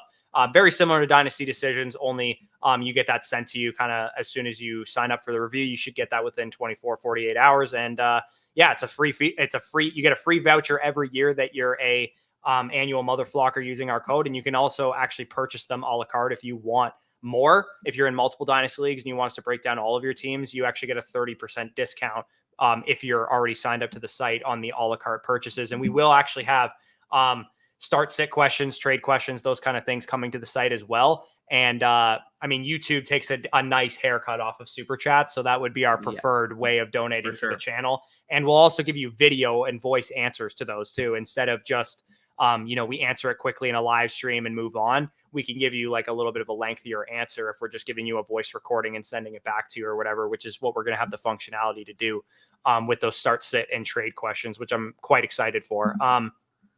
Flet says, I've officially joined you on the Shadur train. I'm assuming that means he took Shadur Sanders. He definitely took a share in our Devi startup league that we're in right now, because I have Shadur Sanders in our other Devi league, which is why he's saying I've officially joined you on the Shadur train. I got Shadur Sanders with the second last pick of the 6th round. Sanders in the Devi startup last year. I thought you were saying Shadur Sanders. No, Shadur Sanders. Shadur. No, I'm joking. Yeah, no, Shadur, he's got the upside. I am a little bit concerned that I've actually heard the opposite about him, to be honest. I've heard a lot of people say that he's kind of just like a safe prospect and he might not have a high ceiling. I'm worried the NFL might see his character concerns right now with what's going on. Yeah. Do we want to take a swing at Kamara? Andre? I mean, I don't want to run wide receiver right now. The fucking wide receiver. Yeah. No, I like Kamara. I like Kamara the most here. Yeah, I think. Yeah, Kamara is probably the best option. Skipped final mini camp, whatever. Yeah, I mean, who gives a shit? Lock him. Yeah. Two games against the NFC South, by the way, with Atlanta. Yeah, that's true. That is true. Yes, sir. Okay, what else we got here? Bush brings the numbers and Danny sets the tone. That is exactly what happens. Yes, tone-setting energy here. Is it a hot take that I value Nico and Ayuk just as much as Marvin Harrison Jr. in London? And Ayuk. No, I have Ayuk over London, so I don't think that's an outrageous take. I have Nico for sure over. I think Harrison's a little different, but I think if you're factoring in, I'm a little worried because he's a rookie and that kind of thing. I don't think that's an outrageous take, but I actually prefer Harrison slightly above the rest. I have Marv in the tier with Garrett Wilson, Puka, and AJ Brown, and then literally 10 through 12. I have Nico 10, London 11, Ayuk 12. I have Ayuk ahead of London ahead of Nico is how I have those guys ranked. But I do have Harrison a slight tier ahead of the other guys. For sure. Are you guys doing any new startups soon? Unfortunately, we are not. We joined way too many this off season, but you know how it is. In our Discord. Our Discord, there's a lot of leagues being formed in there. There's a join a league tab within our Discord where people are talking about joining leagues and that kind of thing. So definitely check that out. Are you guys streaming again tomorrow? I mean, probably not. We're going to have to check out at like 10 a.m. or something. And you guys all have jobs, I'm assuming. So how many of you are actually tuning in to like a 7 a.m. or an 8 a.m. or a 9 a.m. stream Also, tomorrow? I'm going to keep it a stack. I plan on doing some drafts tonight. I don't even know if I'm going to be awake by then. Yeah, exactly. It's also unfortunately, we love streaming these drafts, obviously, but we can get way more done when we're not streaming. Like we can do 2 or 3 at once.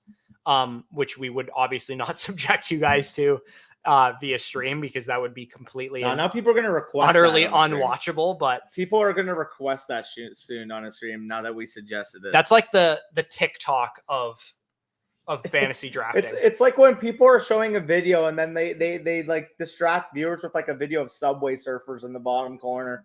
Is that what people are doing now? I didn't know that. Oh my god, dude! Like you ever hop on YouTube Shorts? And it'll be a guy giving like a random like speech, and it's just like a video of like a fucking GTA car rolling down a ramp. Okay. We have Higgins. We could go Burr. Yeah. Oh, we do. You're right. Do we have a quarterback yet or no? JMO. We don't. Yeah. Let's grab Burrow. Grab big Burr. Yeah, that's a good pick. I will say, one thing that my fiance has used to grow her Instagram following for poetry is she plays with like barrettes and like stuff with her hands. Like she like does shit with her hands while she's talking, and it like increases retention time. So she'll have like a hair elastic, and she'll just be kind of like moving it around while she's talking, and it increases like reel watch time, 100%. which is like the biggest input on reels is like how long people are watching. Well, dude, them. It's the same thing, right? Like I'm telling you right now, I've seen people that will literally, like I said, put Subway Surfers or like a GTA car like rolling and spinning around over a who's that guy that gives the financial advice with the glasses and he's like, you got this much debt and you got to pay this in cash. Oh, you know what they should American do? guy? You know the guy that rolls bottles down the stairs? Have you ever seen that YouTube channel or that TikTok? I've seen the one where they grab the bottles hung up on the ropes and then like throw them in the ring and see which bottle crushes the other one. So that's pretty similar. There's one guy that takes like old school Coke bottles or like Grey Goose bottles or whatever, and he rolls them down his staircase, and it just like it goes dunk dunk dunk dunk, and then it like crashes. You wait to open. see when it crashes, and that would be primo like brain rot. Put it in the corner of the screen so people could hear it and see when it crashes to increase watch time. Somebody should start doing that. People have no fucking brain capacity at this point. No fucking what's the word? Fucking attention span. That's what I'm fucking thinking of. I can't even fucking talk right now because my brain's working overtime. Are you gonna have a third draft in you here or what? Oh fuck yeah, buddy. Hopefully we can go third time's the charm and actually get in it, both of us. But fuck, hopefully. So Viper says, how do I get a team review? I could not find the link. I put the link to join the site in the chat just now. Yep. When you go over there again, you get a free one if you sign up annually, and you can also just purchase one a la carte if you'd like to. And then, like I said, the link is in the chat as well as in the description of this video as well there too. We are on the board. What are we looking at here? So we got Bijan and Kamara. We could go. We grab Lockett and grab another receiver value too. Yeah, I don't mind Lockett there. Yeah, not bad. I mean, we just talked shit about him when we took JSN that other draft, but yeah, who cares? We could grab Jaden Daniels with our next pick if he slides back to us. We have McLaurin, so the Jaden Daniels is probably not likely to go, but we should have. We could close off on a 2 quarterback, but plus I have like no Jaden Daniels. I don't have a lot of Jaden Daniels either, and I actually I know he's going high in ADP, but I do like to pair him with another solidified-ish quarterback. If you want to go Jaden Daniels Tua or something, that's fine. But I actually don't mind getting like a Burrow, a guy who's going to give you a consistent baseline of like probably 20 points per game. But getting a Jaden Daniels in there for those, he's going to have weeks where he has like 30 points probably because he runs. For sure. So Jaden Daniels paired with like a Burrow, I think is a good high ceiling quarterback match. Good combo. There. I remember the year that we did the incubator draft and I won the incubator draft. I had Jalen Hurts, Justin Fields, and those guys just ping ponged massive weeks. Did we end up getting the giveaway? Yeah, we did. We ended up giving away site credit to people, but they just ping ponged crazy weeks one after another. Justin Fields and Jalen Hurts. It was just crazy having both of those two guys.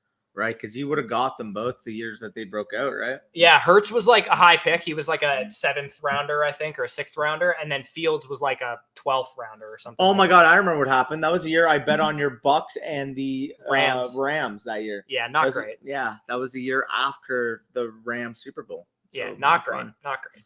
Not too fun. What was I gonna do? I was gonna edit the. Which, by the way, we gotta get another one of those drafts going there. Yeah, it would be fun to get another one of those going. Oh yeah. What you looking for? I'm just putting the timestamps in the start of each draft here, so people can scroll around if they need to. About to be our pick. And it looks like unless Tubby Tuba's got other fucking. Oh, Tubby Tuba just absolutely set the tone on us, bro. Did he? Who did he just take? Jane Daniels? Yeah. Oh, you piece of shit, buddy. You need a wide receiver. Romeo Dubs. Do we want to take? Do we want to tail off? Who do we have at tight end again? Could go Corum. We have Pitts. We have Pitts. Okay. I wouldn't mind grabbing. We have Cup. We could go Corum. Yeah, let's grab Corum. That's a good idea. +2. We are both avid Stafford enjoyers. Yeah, I was kind of intrigued by taking Shakir there because we still are kind of light at wide receiver, but we are for sure. I don't mind getting the correlation with Corum there. If I'm not taking much Kyron, I need to be taking more Corum. So yeah, for sure. Where did we leave off here? I got the spot here. We have I have Fantasy Index Mag since 1994. I have water over there. You have water? Yeah, here, I'll grab it up closer. Woo. I'm gonna need some. Yeah, no, I need some too, actually. Yes, sir. Smart man. Respect. Don't completely tune it.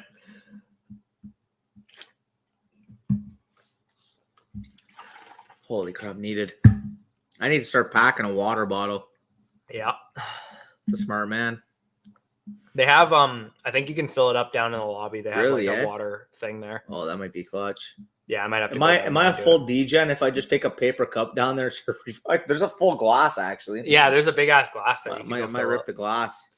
What game we going to this year, gents? We got to figure it out. So I was talking with the family about going to Pittsburgh versus Dallas Sunday nighter with them. What what about Texas, Michigan? Oh yeah, let us know wasn't about that something that that you mentioned too? He also said he wanted to go to the NFL game, but yeah, I'm down for both. Texas, Michigan would be sweet. So fire. I've never been to the Big House, so I wouldn't. You haven't? Oh, no. buddy. I went there 2 times when I was 12 years old. Freaking unbelievable experience. That's why I became a Michigan fan. Also, right? I would be sweet. I think it's like week 2 of the college football season, that game. It would be sweet to watch Quinn Ewers fucking throw 3 picks and Arch to make his first debut and beat the shit out of Michigan. Yeah.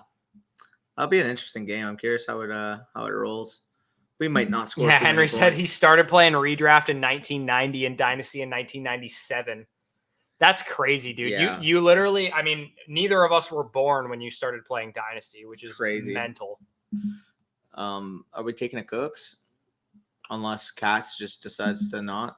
Arthur says, what do you guys think of my team? Pick it from the 2 spot. We can check that. Yeah, let's just make the pick first and then we'll check it. Want to grab Cooks here? Yeah, I was gonna say, like, it's kind of ADP value here too. Yeah. Don't mind that. 6th receiver leaves us open. Yeah. Fluid. So go to the board. You can see. Arthur, you did not take Cooks, eh? Did we snipe him? No, he passed on him. Okay. All right. I mean, I guess because Evans Neighbors is a hell of a start. I love that. He needed a running back, to be fair. Maybe that's why. Pacheco Jacobs, that's good value at the 4-5 turn. There is also nice. Yeah, I like what you're building so far. I think you're cooking there. And then we could see Katz too. Kat's been a couple drafts. Do we? We have Waddle, right? Yeah. We can grab Tua. Yeah, we grab Tua if he falls to us. Yeah, I'm down. I'm keen. I don't know. Where's the Tyreek drafter? Is he in between us? He's 102. Yeah. So who's real Slim Shady have a quarterback so far? Josh. I mean, he might take Tua. It's possible, but he also has like 4 running backs. Giga Chad always snipes us, so I wouldn't put it past, buddy. Yeah, I mean, anybody who doesn't have Hill shouldn't be really motivated to take Tua. I mean, even like if you have Achane or Mostert. He said his friend trolled real bad. Oh no. Tough. Unlucky. Tough scene. Unlucky. We were talking. Don't the Bucks play in Detroit this year? The Bucks. No, they play. Am I tripping? Maybe they do play in Detroit. I think I mentioned that. Yeah, I think they do. I think they do. I wouldn't mind going to see the Bucks in Detroit. That'd be pretty hype. Detroit games are a bit of a pain in the ass to get to, but their stadium is really nice, man. Wow. I love Ford Field. He did take a quarterback, but it was Herbert. Oh, he grabbed Palmer, I guess. 4 wide. What's up with these Herbert Palmer truthers today? I've seen a lot of people just be digging the Herbert Palmer stuff. He's got the 2-5-4-1 setup so far. Yeah. I mean, pairing Josh Allen and Justin Herbert does kind of sound absurd when you say it out loud. Sounds like fun. Yeah. The testosterone level. Holy shit, nobody has sounded more Midwestern. This is Canadian, brother. Yeah, Midwesterns stole their accent from us. Yeah. They wish they had the Canadian accent. Yeah, also tough scene for the Canadian citizens last night. Watching the Oilers fucking troll a near historic comeback in a series. Tough scene. Max, wait, you don't want to do Dallas, Tampa, or New England? Then do the next one next year. Let's not do Dallas, Tampa / New England this year. Then the next one next year. Unless he means like, let's not do Dallas because we did Dallas last year. We do Tampa Bay or New England this year. Okay, I got it. I see what he means. Yeah. Okay, I have never been to Raymond James. No, I have not. I would love to go to Raymond James though. So maybe that would be the one that we do. That'd be hard. Maybe we do New England this year. Oh, buddy, it's Raymond James going down to Florida. The challenging thing to do New England this year is like, what if May isn't starting? We just get a game later in the year. But like, what if he's still not starting? Surely he's starting by week 15. I guess, yeah. Yeah. But do you also want to go like in the winter to Foxborough? Also, If the tickets are cheaper, I'm more than cool with doing that. yeah, Dude, when we went to Buffalo, we were getting pissed on by the rain. yeah, that's true. I keep saying this every year. I'm like, I'm gonna stop going to Bills games in like November and December. Like, why don't I don't mind. I've never been to a Bills Hear me game in out. September or October, and I feel like it would be quite I pleasant. don't mind bad weather games. I actually don't. Some people are like, oh, this, like, dude, if you played football in a time frame where you were getting through rain, through snow, through bad weather, man, like, it's refreshing, honestly. I enjoy it. Yeah, I would say, I mean, not to be a homer here, but I think Tampa makes the most sense because Tampa also is not like a high priority team this year. And also they play in Detroit, which is close to us, and they have a good team that I would like to watch Yeah, no, live that makes too. sense. The tickets will probably be pretty Oh, expensive. you meant May. Why not go to May next year? Because he's more. He's going to be starting next year. Okay, Yeah. I got you. And it's possible that we could go. I mean, I guess it's already possible because they're going to guaranteed play in Buffalo. Also, next year. think if we go to Tampa Bay versus Detroit and Detroit, you can always just hit up the Windsor Casino on the way there. Oh, absolutely. Yeah, we stayed in Caesars last time we were there. Like they have a hotel So like right dope. beside the casino. So Yeah, we'll definitely do that. yeah, that would be fun. Max says, how often do you leverage your own player value calculators? So I remember I was using our trade calculator. I more so get it used against me. I get it used against me a lot too, but I remember I sent a guy an offer and I was like, this is what our flock trade calculator thinks. And he goes, that's a shit trade calculator. And that was the end of the discussion. And I'm like, what do you mean, dude? I'm like, this is curated from our community rankings. I literally customize it to my specific rankings. So I literally gave him exactly what I thought of the trade as well. And he was just like, yeah, that trade calculator is wrong. I'm like, was it one of our leagues? No, I don't think he knew anything about Flock or what league was it? I think it was my Comedy of Errors league. I want to say I can't remember exactly what league it was, but he was trying to tell me that like trade calculators are all bad, and I was like, well, this one is different, and he's like, no, they're all the same, and I was like, okay. I literally have the inside knowledge of this one. Yeah, sure. I'm like, I know how this one was built, but all right. He sounded like a tubby tuba. Yeah. Do we want to grab Lloyd? Maybe? I like Lloyd here. Yeah, let's grab Lloyd. We Lloyd. could use some a little bit of ADP value too. 9 picks after. Yeah, we might be a little weak at running back here. We should probably start loading up. It's a 5 or 6 build for sure. Yeah, this is 6 for sure. And we might need to learn J.K. Dobbins too, because we might need somebody that has like a role without injury. Because Corum and Lloyd might be kind of useless unless someone gets injured ahead. I mean, I would argue that they should have some decent standalone. I guess Hubbard might be the type of guy that we could grab Hubs here if he falls to us, because he has a early season role that would probably be helpful for us. Avid hub enjoyer. How many wide receivers? How many wide receivers do we have on this roster? We got 6, I think. This could also be a nice little Demario Douglas smash. Yeah, we also don't have another tight end. I feel like we're weak at every position right now. Is it just me? No, our wide receivers are good. Okay. Is Jermaine Burton off the board already? He should be. Because we do have Burrow. He should be long gone. And who's our second quarterback again? 145. Tua. Yeah. So we can backdoor Malik Washington or OBJ with our last pick.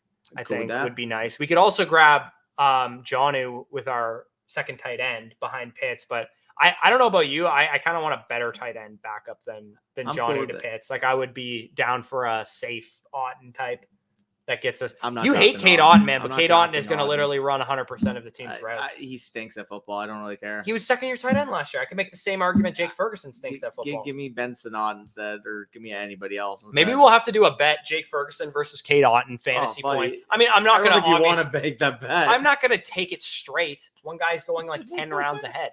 I'm saying like, give me like a buffer zone. Yeah, we'll have to figure out what that is. Like Otten plus 1.5 point fantasy points per game or something. Yeah, I would do that.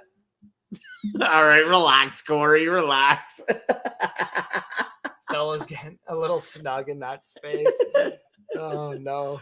Oh, by the way, hey Trent, you do not want to get me started. You do not want to get me started on this one. Yeah, Danny probably thinks that fucking Jordan Love is better than CJ Stroud. So. Fuck, Demario Douglas. Of course it's Giga Chad, bro. Of course it's Giga Chad.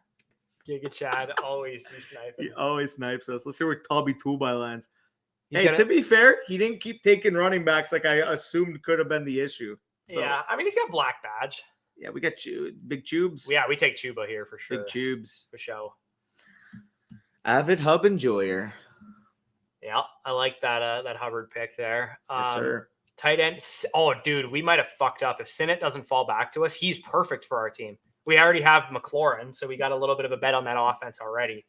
And he's fair. a good bet to go with Pitts. Although I would worry that like Pitts and Sinnott, like that, we could be taking zeros at tight ends at some point. Or we could be getting the upside. Am I crazy to think that Kyle Pitts is just as risky as he's always been, even though Kirk Cousins is the quarterback? I think it's just simply his ability that I'm worried about. Like, I know a lot of people are always look at his metrics and this and whatnot, but like when you have rostered Kyle Pitts in redraft, you kind of know what I'm talking about. Where you're just like, Kyle Pitts just seems to disappoint people. He's fine.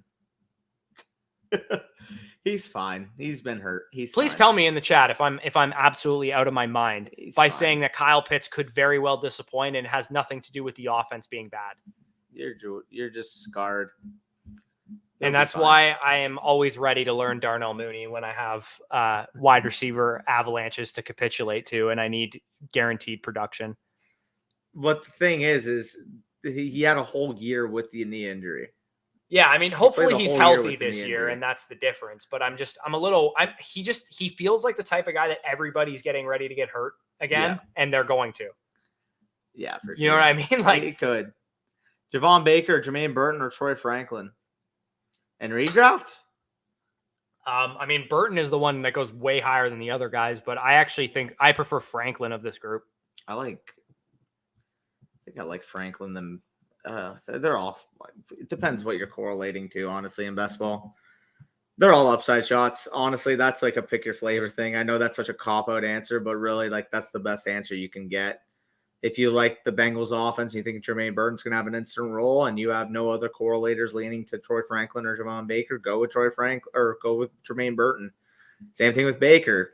Wide receiver, Drake May, if he starts, should be able to throw the ball down the football field. Javon Baker, obviously a player that, 21.5, I believe, yards per reception in his final year back in college this season, has that big play X receiver potential. Go with Javon Baker. And, of course, with Troy Franklin, was the highest graded for us amongst the prospects. He does land in a situation there with his former quarterback, with Sean Payton. Like, I think you make the case that all of them are of really, really nice upside cases, right? Yeah. I think Franklin's, to me, is just he was the best prospect. Cats don't do it. Cats don't do it. Cats don't do it. Don't do it, Cats. You have two tight ends. Don't do it. He's not going to do it. He's got Bowers and Kmet. Don't do it. He's thinking about it. He's not going to do it. He didn't do it. Let's go. He's grabbing our handcuff instead. Let's go. We take it. That's fine. Hey, if you thought about doing it. Hey, okay, so comment if you thought about doing it. Are we going to be really uncomfortable and say Pitts and Sinnott is going to be the? We're fine. They don't have the same bye, do they? Huh? Take a look at the bye weeks. No, 14 and 12, I believe I saw. Okay. Yeah. Okay, perfect. We're good. Bye week bros would be upset. Yes, sir. All righty. Corey, you're such a troll. What? He's like, you feel a little snug in the space. I saw that earlier, but fucking it's so funny. We got it. Yes, sir. Danny might actually like Pop Douglas more than his own brother. Hey, Flet, to be fair, when I started hyping up Pop Douglas, his ADP was like 185, 190. Now I see this guy consistently going in the early 160s, and I think he's going to end up being a 12th round pick by the end of the offseason, to be honest. Yeah. I agree. Yeah, we talked about this already. One quarterback home league. Thoughts on punting quarterback for the very end? Lions, Rams, Bucks stacked in a home league. I mean, I'd rather be stronger at the quarterback position. I mean, knowing I can make up the margins that we're running back. Yeah, like especially in a home league, you should be able to get a good receiver core. If you go hero RB or something, you can backfill, round 9 to 15 running backs or whatever. I'm more likely to deviate in home league formats for an elite quarterback and an elite tight end, whereas in like underdog drafts, you kind of have to make the decision on one or the other usually, because it's unless you're going full on zero RB. If you took a running back early, you pretty much can't afford to do both of them. You have to like pick one. This year, if you're in a sharp home league, like my home league is, I actually think quarterback is quite deep this year and tight end is not. So I'm actually going to be much more likely to deviate for an elite tight end this year than I was last year, where I was much more likely to deviate for an elite quarterback. If I'm picking in the late first this year, there's no chance I'm leaving Travis Kelce past the 3-4 turn. It's just not happening in a home league. I think in home leagues he's going to go with the 2-3 turn personally. I don't think he's going to last where he should be going. He should be going there on underdog. That's where he goes on DraftKings too. Yeah. But I guess it's PPR. There's like bonuses and shit. I don't know. To me, it's just he's so undervalued overall. Wide receivers for sure, right? Javon Baker. Yeah. We got a lot of old guys. Maybe getting some young upside here with Baker. Yeah, we just took Baker in the last draft. I'm fine going Baker though. We could grab. I mean, Baker or Tolbert, you can choose. Let's go Baker. And We already have Cooks too, which is kind of a bet against Cooks if you take Tolbert probably. No, that's fair. Are we what is our last 2 picks going to be here? Do we have? We don't need quarterback. We definitely need one more running back too, I think. Yeah, probably. Probably need another one. Maybe another contingent upside guy. Get ready to learn J.K. Dobbins / Dameon Pierce, maybe. Makes sense. That's fair. I mean, Dameon Pierce and J.K. Dobbins are just my go-to late round running bread and butters. I always take them in the late rounds when I need running back because to me, both of them represent extremely high ceilings because I know both of them are solid players. J.K. Dobbins just goes here. And Dameon Pierce, I think it's a little bit more cut and dry, probably needs an injury. But at the same time, if he gets an injury, he could have, even if he has like a 5 or 6 game run of being the starter, he could definitely give you some weeks. I know it's disgusting. Plug your noses right now. And I really don't like the guy. But I mean, if we're talking about value, 18th round, I really don't mind Clyde Edwards-Helaire. Like flat out, we're talking. Everybody's all hipstery on Clyde Edwards-Helaire, and Clyde Edwards-Helaire fucking sucks. So I'll take Dameon Pierce. He does. I agree. I would take Dameon Pierce. I never said that. I'm just saying when you're in the 18th round and you need a potential high-end offense with maybe some spike week potential, should Pacheco miss any time. I mean, look at the Chiefs depth chart right now, running back, dude.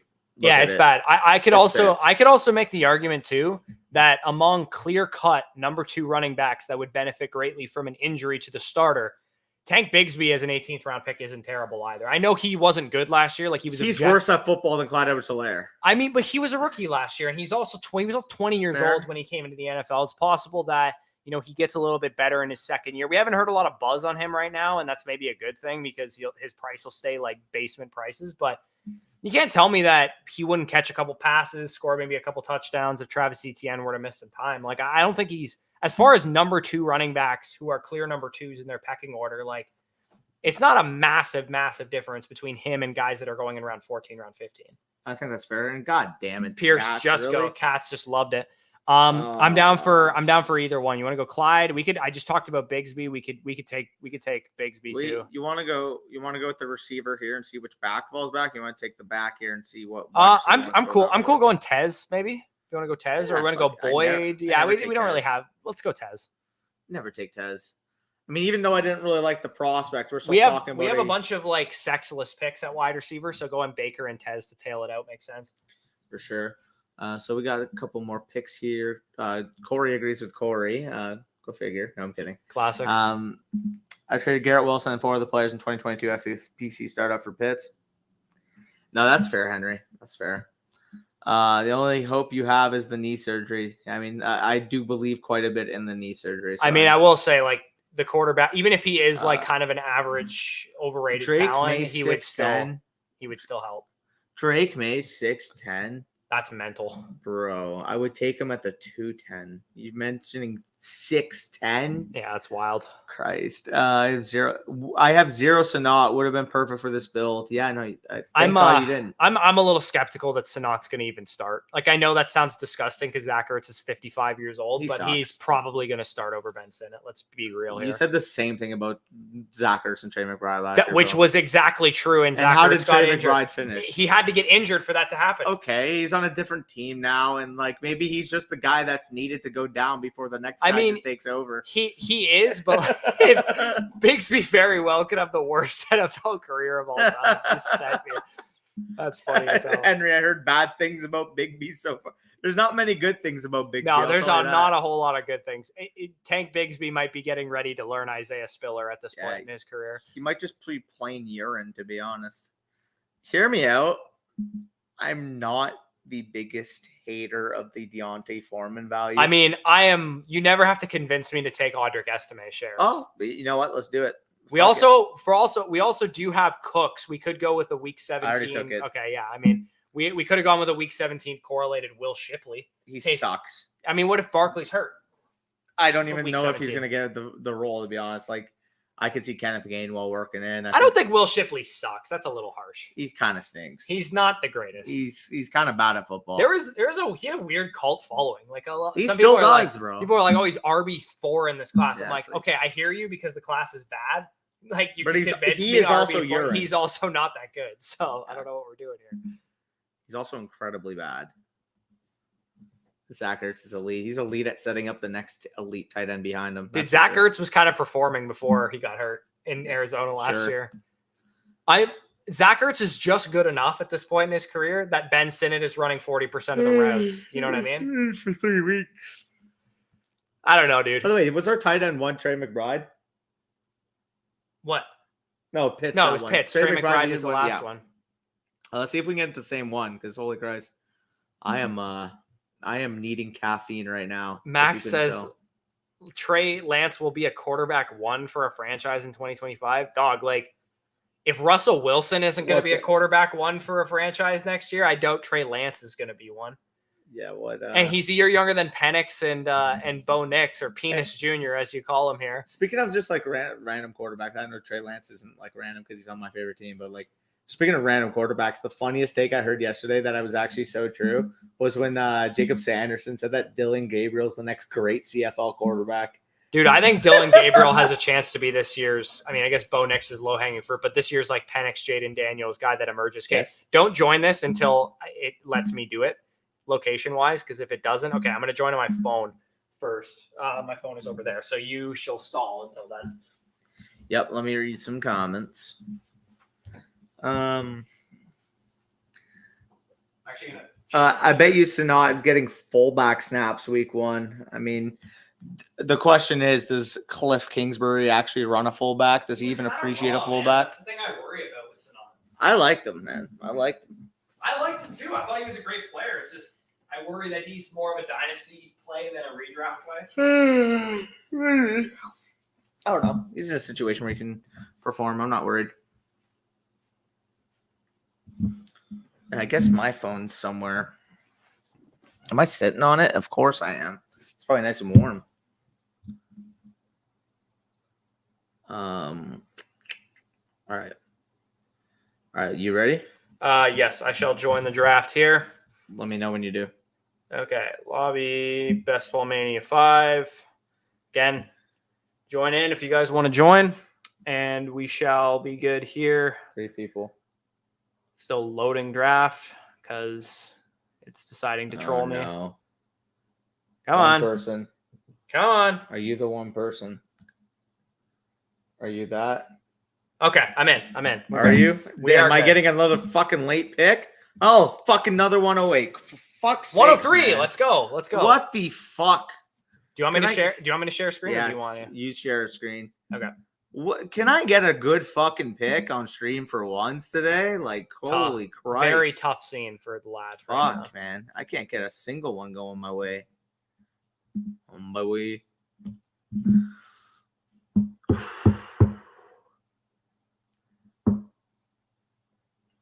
Is there any water in the fridge? I'm curious. Sometimes they leave a bottle. No, there's not. You sure? I checked already. Fuck.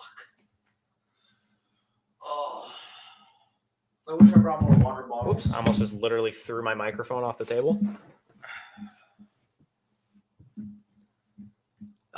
Max, the way to get into these drafts is to literally hover over Best Ball Mania while we're joining and just hope that you get lucky and get into the draft. Unfortunately, there's no way for us to like actually invite you to the draft because that would probably lead to like collusion and stuff. But Did you see that's Sharky's basically the comment? only way.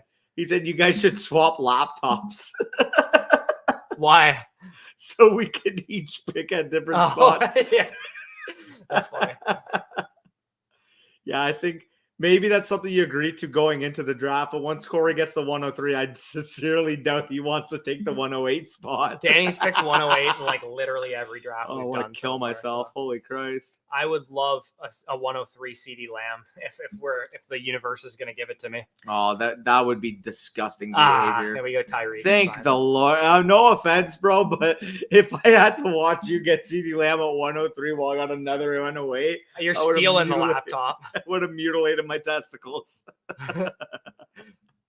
I have a bet on Gabriel for Heisman. Yeah, that's decent. It's a weak group for sure. I think if you're going to go off the board for a Heisman bet this year, I don't think this is a bad year to just bet a running back or a wide receiver, or defensive player. Donovan Edwards, welcome down.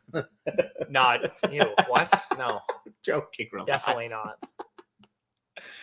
Off the wall one that I don't think is terrible is Trevor Etienne. I like Jordan James. Hear me out. Yeah, I think if an Oregon player won it, it would probably be Gabriel. I don't know though, bro. I mean, I say that and I just said Trevor Etienne, like Beck wouldn't fucking win it. Yeah. Ollie Gordon. What running back should I look for in return for Xavier Worthy in Superflex start 9? In exchange for Xavier Worthy, if you're looking to compete, I mean, would you trade Xavier Worthy for ETN in a start 9 Superflex? Yeah. Yeah, I mean, if you're looking to compete, an ETN type, Achan, somebody like that would be the range that I'd be looking for. And obviously anybody better than that, Taylor, if you can get up to other guys. But if the best you're getting is like, hey, I'll give you Josh Jacobs for Xavier Worthy, I probably would hold Worthy. Would you do Saquon for Worthy straight or no? Yeah, no, I think I would need ETN. Would you do Kyron straight? No.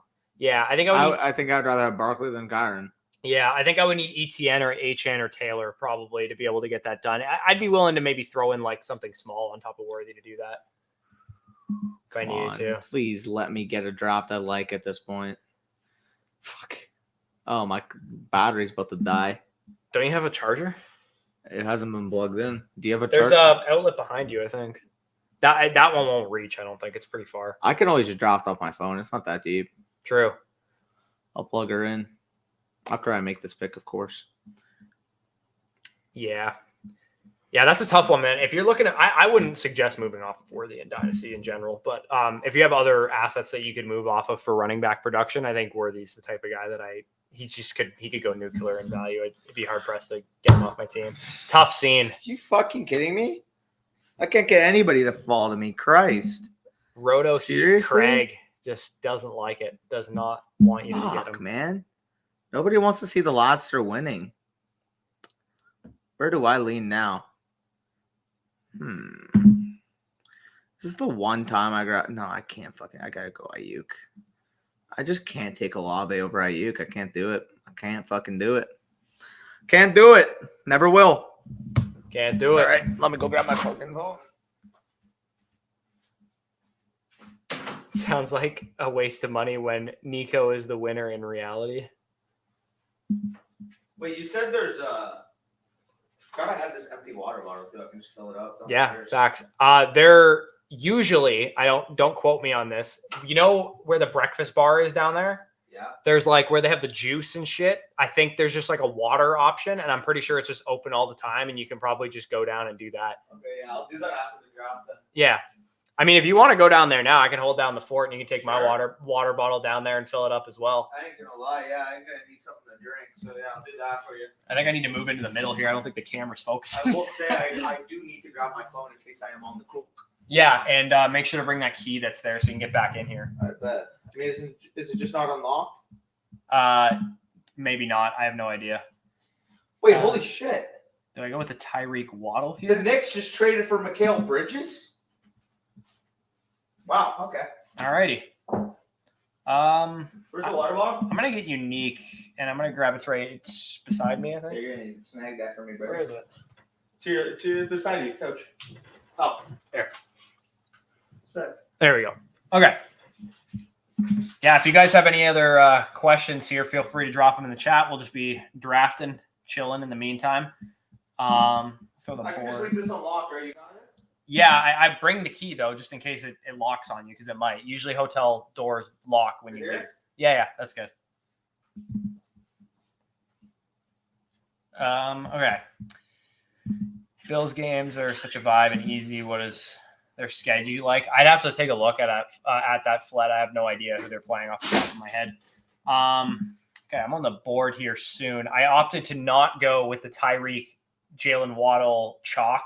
Because to be honest, I don't know about you guys if you feel this way in like best ball drafts, but to take both of the same players off of the same team that play the same position, it feels a little bit like way too many eggs in one basket. I feel like it would kind of require one guy going nuclear and one guy disappointing slightly for them to each pay off. So maybe I'm overthinking it. I would rather do it this way where I get Achan and Tyreek as opposed to Tyreek and Waddle. And play it through that way, because I think if Tyreek stays healthy, and I mean, I took him 103 again, when you're making picks in a fantasy draft, the assumption is that you're making a bet on that player. And if Tyreek is the 103 and he crushes, he's one of the best picks in the first round.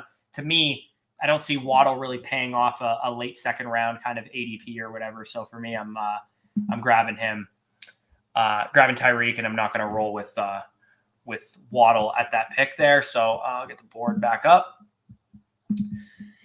I did actually, right before I left for Buffalo, I did actually record a video going through the 2025 running back class and running everybody through the model with their like projected draft capital according to NFL mock draft database and kind of running range of outcomes on these players. I know I kind of skimmed over that stuff in the running back rankings videos, but I really focus specifically in on how the model is looking at those running backs. So if you guys are interested in that video, it is going to be a site exclusive.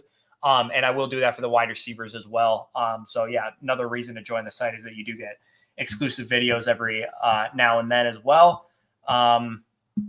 Maybe the Raps bring back OG now. Yeah, maybe. I don't know. I haven't followed the Raptors since like we won the championship because they've kind of been bad since then. I'm definitely one of those fair weather basketball fans that only follows the Raptors when they're good. Looking at the board here, I'm trying to see, is this like a relatively decent wide receiver room? I don't think we're getting anything crazy. Doesn't look like we're getting a massive avalanche of wide receivers here. Cooper Kupp going in the early. Usually my indicators of if we're in a wide receiver avalanche or not is looking where Cooper Kupp, Stephon Diggs, Pittman, DJ Moore and them go, because usually when it's a room that's a complete avalanche, those guys are like late second, early thirds, as opposed to like early to mid and late into the late third round. And T Higgins and Zay Flowers too. Usually if you're in an avalanche room, they're going like early third as opposed to at the 3-4 turn there. So we'll have to see kind of what falls to me on the way back. Danny ends up starting with a Breece Hall, Brandon Ayuk, DJ Moore look there. Kind of like that Tyreek Debo to Devon Achane. We'll have to look at some of my week 17 correlation stuff with the Dolphins. I do actually have this on my backdrop of my screen here. I have the Dolphins are playing the Browns in week 17. And then who is the other guy that I had on my team? Debo Samuel, 49ers and the Lions are playing each other. So we'll have to keep those teams in mind for my next couple picks here. Browns, if Cooper falls to me, I don't think he will. He'll probably go before my pick, but he would be an interesting pick as a good run back there. First quarterback off the board, not till round 4. So interesting one there. What else do we got? Yeah, you guys got fire some questions, man. I need some entertainment until Danny gets back here. We got nothing to talk about at the moment until I'm back on the clock. What are your thoughts on Sam Laporta over Kelsey? To me, I'm very much firmly in the camp that I'm taking Kelsey first because for one, he goes later in drafts. And also, I actually just think the projection is better for Kelsey. I look at Kelsey's projection last year where he was going in the early second, late first in most drafts in both home leagues and in best ball. And I think, is he really any different this year? Travis Kelsey's setup, he's still old. He was old last year. Yeah, maybe because he was like hurt a little bit. People think he's like washed now, but to me, he's like the same player he was before, just a little bit banged up. And the additions of Worthy and Marquise Brown, they open up the offense a little bit more for him, as well as, they take away targets and that kind of thing, but I really do like the outlook there. And I can't believe I just got sniped on Amari Cooper 1 pick there. That is brutal. I think ETN makes a lot of sense. This isn't a super avalanche-y room, so I think I'm going to grab Travis Etienne. Yeah, I'm going to grab Travis Etienne, and then we'll see what falls back to me at wide receiver. Maybe I should have grabbed – thank you. Maybe I should have grabbed Pacheco or Kirk with that pick, hoping that one of the running backs would fall back. I maybe should have done that. I might have fucked up a little bit there. What'd you do? I grabbed ETN at the 410, but I maybe should have grabbed Kirk and hoped that one of Pacheco or ETN fell back to me. But it's possible that neither of them would have. Yeah, fair. Yeah, there goes Christian Kirk, so I'm not going to get him. I guess we're in the Terry McLaurin faller rooms right now. Valid. Fair enough. Could Andrews be interesting with this pick here too? What else do we got?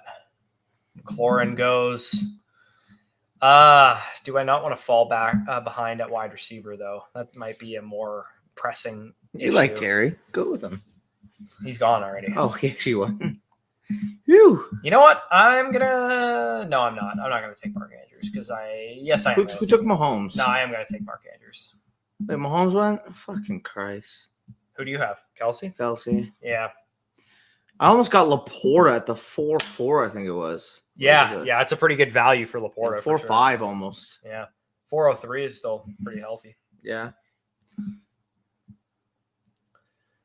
I got what? Hall, Ayuk, Moore, and Kelsey. Okay.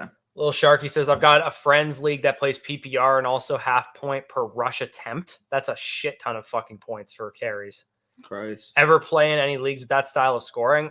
No, but I would imagine Najee Harris is going to be like a fucking second round pick in that format, which is just why. Like, I mean, in that type of format, like running backs who catch passes, who also are workhorses, are legit going to score 28 points a game. Like, I'm just not turning down a 508 Josh Jacobs. I'm not doing it. Yeah. I'm not. What's your guess on the top 5 2025 rookie wide receivers? So, I mean, you're going to have Burden and Ted McMillan probably. Evan Stewart. In some order. Evan Stewart's a pretty crazy fluid mover. He's definitely, I mean, he's undersized and, you know, he's going to get probably nitpicked a little bit. I'm sure he's going to get like Tank Dell, Zay Flowers kind of comps when he's coming out. He's definitely an interesting player. I personally prefer Igbuka because he has a little bit more of a cleaner projection. Yeah, agreed. Big school, obviously, played with Marvin Harrison. He's going to hopefully have a bounce back season this year. And he's 6'1", 205 pounds or whatever. So he's got the size profile you're looking for. Profiles is like a really good number 2. I heard someone comp him to like Jordan Addison, but not with size concerns. And I actually can't get that out of my head for Igbuka. Yeah. I think that's like a pretty good comp for him because I think athletically, he's a good athlete. He'll probably run in like the high 4.4s or something like that. But I don't think he's going to blow you away with athleticism. Yeah, fair. But I mean, he was a 5-star recruit. It's possible he could blow up the combine or whatever and have number 1 wide receiver upside. I just think a healthy Igbuka to me is the number 3 receiver in this class. And then maybe Evan Stewart's number 4. And then number 5 is all up in the air. Like people are giving a lot of buzz for Isaiah Bond, going to my Texas Longhorns to fill kind of like the Xavier Worthy role. Yeah. I still don't know how to pronounce this guy's name. Alec Ayomanor. I don't know how to say his name, but the Stanford wide receiver was a redshirt freshman last year coming off of a blown ACL, multi-ligament tear, and torched Travis Hunter for like 285 He's your yards. Jonah Coleman. He is my Jonah Coleman. He's your Jonah Coleman. And for sure. ironically, we both have shares of each guy in Devy leagues, which is probably why we're truthering for them. But I mean, there's a reason why we made those picks, right? Oh, yeah, did I just get sniped on the Dunes? Fuck. I mean, like who else sticks out to you as a wide receiver that could emerge as a top guy? Like again, both of the Oregon guys, Tez Johnson and Evan Stewart, are interesting. Who else is there? Like, is there any? I mean, I like Trey Harris from Ole Miss and Antoine Wells too. But both of those guys have their warts to their profile. They're both older prospects. Trey Harris, not really the most refined guy in the world. There's one that we're missing. I'm trying to think. I don't think we're missing anybody. There's no Is this a Diop pick? Torrey Horton, Flett mentions as well. Yeah. Probably should have came out last year, but again, I mean. You got the week 17 in front of you? Because I need to fucking. Yeah, I do. Right here. I know you have Jaguar, so I'm not going to take Brian Thomas for you. T.Y.? He's probably going to go by your pick, but in case you wanted some Brian Thomas. Here's your week 17 right there. Yeah? Okay, so what do I have right now? I have – can I click my team? Sorry, Titans, Jags, I know are a thing. Titans, Jags, Chiefs versus Steelers, Bears versus Seattle, 49ers versus Lions, Green Bay versus the Vikings, New York Jets versus, I believe, the Bills. All right, Okay, I am on the clock. I typically would go B-Tom, but I know you have. I'm actually very, very happy that some of these wide receivers slid to me at ADP because I thought I was going to get locked out a little bit here. You have ETN, bro. Yeah, I feel like I should probably take B-Tom. Don't even overthink it. I'm just not a big fan of clicking B-Tom, man. Honestly, I feel you won't regret that. You'll gross like a doing baby. it. I really do hope that JSN or you should feel like you're looking. You should feel like you're looking a nice cone of cookies and cream. That is a weird ass analogy. What the fuck was that? It's trying to describe the feeling of clicking a beat. That is a fucking weird analogy. It's like warm apple pie. Yeah, never again. Fuck. Um, Flet's gonna roast me for that. That's tough to say as of now. Yeah. Like, am I missing somebody? Like, who else is in the 2025 wide receiver class that I'm not remembering? Someone I'm forgetting too. Let me take a look really quick. You're good. I'm just gonna another video playing for me. I'm just gonna look at the NFL Stock Exchange's wide receiver rankings because they covered the class pretty in depth here. Yeah, I'm curious how they have it. Um, Zach Moss in the 6th. What? Bush, Zach Moss at the 6th. Yeah, that's never again should happen. What the? I mean, they got like Jaden Higgins from Iowa State, Brew McCoy from Tennessee, no. Caden Prather from Maryland. Like, I don't even know who any of these guys are. Sam Brown from Miami. Ricky White was pretty interesting. I saw his profile. J. Michael Sturdivant or whatever. Yeah, UCLA guy, right? Yeah, not He's really kinda mid. all that interesting. Xavier Restrepo, Jalen Royals. Restrepo's a slot. Yeah. Okay, I'm on the clock. What do I want? The other guy I like is Ricky White. He looks pretty interesting. I see. Call me crazy, but I actually prefer JSN straight to Deontay Johnson with ease. You sure? Yeah, I do. I have Chicago. Sorry, I need wide receivers. It's when I'll respect the stacks, but when it's a wide receiver avalanche and I need wide receivers, I'm just taking wide receivers. Why do I have Kyler Cute? When did I So Restrepo, Jalen Royals, Evan Stewart, Torrey Horton, Antoine Wells, Ayo Manor, Isaiah Bond. I mean, Travis Hunter, if you count him as a wide receiver. Yeah, he's pretty interesting. If so, I don't think he's going to play wide out though. Can Decon not cuck me? I think if you're Travis Hunter at a position, I mean, Nick Anderson. Nick Anderson's pretty interesting. Nick Anderson's interesting. Yeah, Barry and Brown's interesting as well. You just passed on Deontay, but I will take Deontay here. Yeah, that's not a bad one. No wide receivers went off the board between our picks. We're gonna. I will say, like, if this wide receiver class is gonna be pretty bad unless we get some guys emerging. It kind of looks shit. I'm not gonna lie. It kind of looks shit. Yeah. Like, I mean, if we're talking about Evan Stewart and like Tez Johnson and Torrey Horton being like wide receiver 5 through 7, like, we're kind of in trouble. That's why I like Trey Harris, is because I think he actually has a nice little ceiling if he can put it together. And I think without Judkins there at Ole Miss, between him and Juice Wells and Jackson, who else do they have in their top 10? What's up?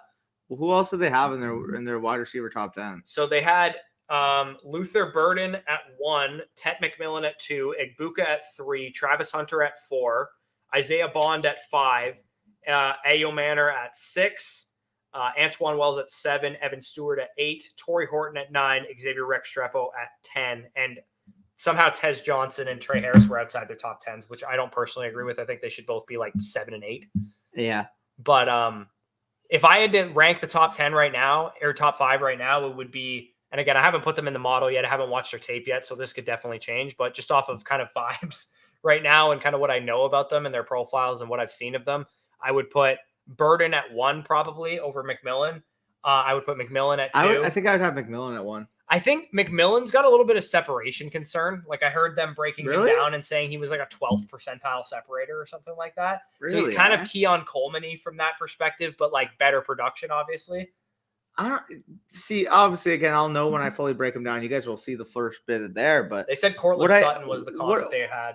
What I did see about McMillan, I thought he looks very fluid for his size. So, I gotta check that out myself. Yeah, I think Egbuka to me is the clear 3. I would probably put Stewart 4. And then between Bond and Ayo Manor and Trey Harris 5, but I think I would go with Ayo Manor. I think Ricky White should be up there too. Ricky White of UNLV. I was looking at his profile. He's got a good PFF grade and stuff like that, but it's also keep in mind too, dude. When he was, I believe, a freshman or his last year at Michigan State, I think it was his freshman season. He played sparingly, but when he got opportunity, he looked really good. Like, I remember watching him when he played against Michigan, and he had like 150 yards and 2 touchdowns in that game. So, I don't know, man. I understand the small school profile, obviously, like, concerning UNLV versus Power 4 conference, but I mean, if he was able to do it against Michigan when he was a young player, I think he was 18 or 19 at the time, I don't really have as many concerns personally. So yeah, I think I'm gonna grab Pollard with this pick. I need maybe some more guaranteed touches. This wide receiver room is just like really not stacking up well for me right now. The running back position is what is my wide receiver room ranked at the top of the board for me. I'm running a 3-4-1. Ooh, I am taking. Let me get Mr. Caleb in my queue because I need him. Yeah, I have a lot of QB outs here between Tua is definitely a priority for me with Achane and Hill. Jack, what is his name? Trevor Lawrence is a priority. Did you almost say Jackson Smith and Jigba? I almost said ETN and then Jacksonville's quarterback is what I was about to say. Wow. And then I also have Debo too, so I have an out to Purdy as well as Gino if I wanted to roll in that direction. I think Wow. Apparently, the Rockets are attempting to build up picks to convince the Suns to trade them Kevin Durant. Okay.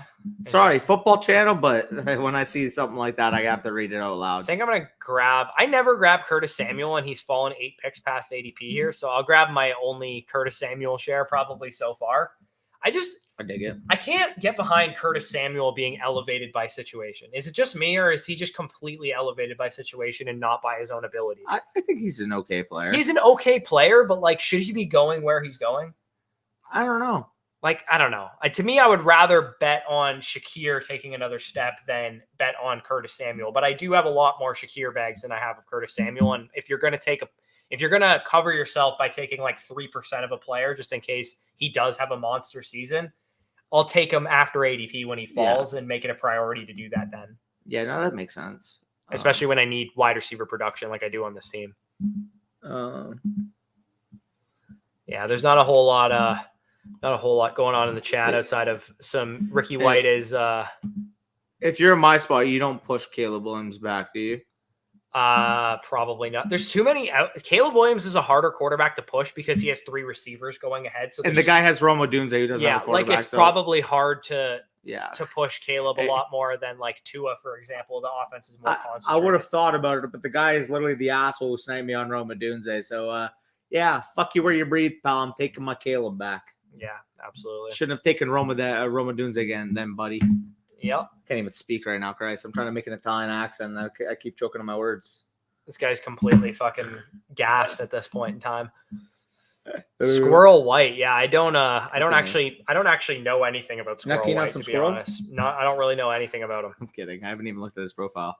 Yeah, I'd be curious to know what he even looks like on paper because I have no idea. Like when we get back from Buffalo, I'm going to start running the wide receivers through the model, and like to be honest, like the class is like so bad to the point that I don't even know like probably 15, 20 names to put into the model. Like I got to do some research just on the names themselves because it's just not a very good class at all.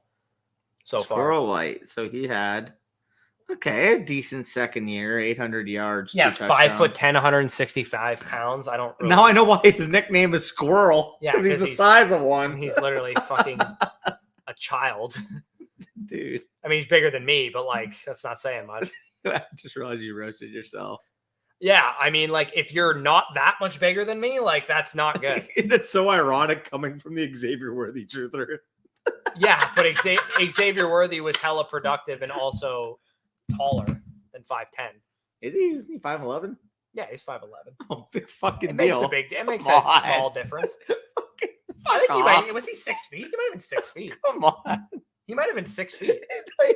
He isn't 5'10" like that peasant Squirrel White. He's 5'11". Yeah, I would figure that Squirrel's a nickname when you're a little guy. Knicks traded 5 first-round picks as part of the deal. That's insane. For who? Mikal Bridges? Mikal Bridges. They traded 5 ones in Bogdanovich for him. So is it me or is the NBA like every casual dynasty league in 2018 where people are trading all of their people are trading 28 picks and they're traded 7 ones for one half decent player?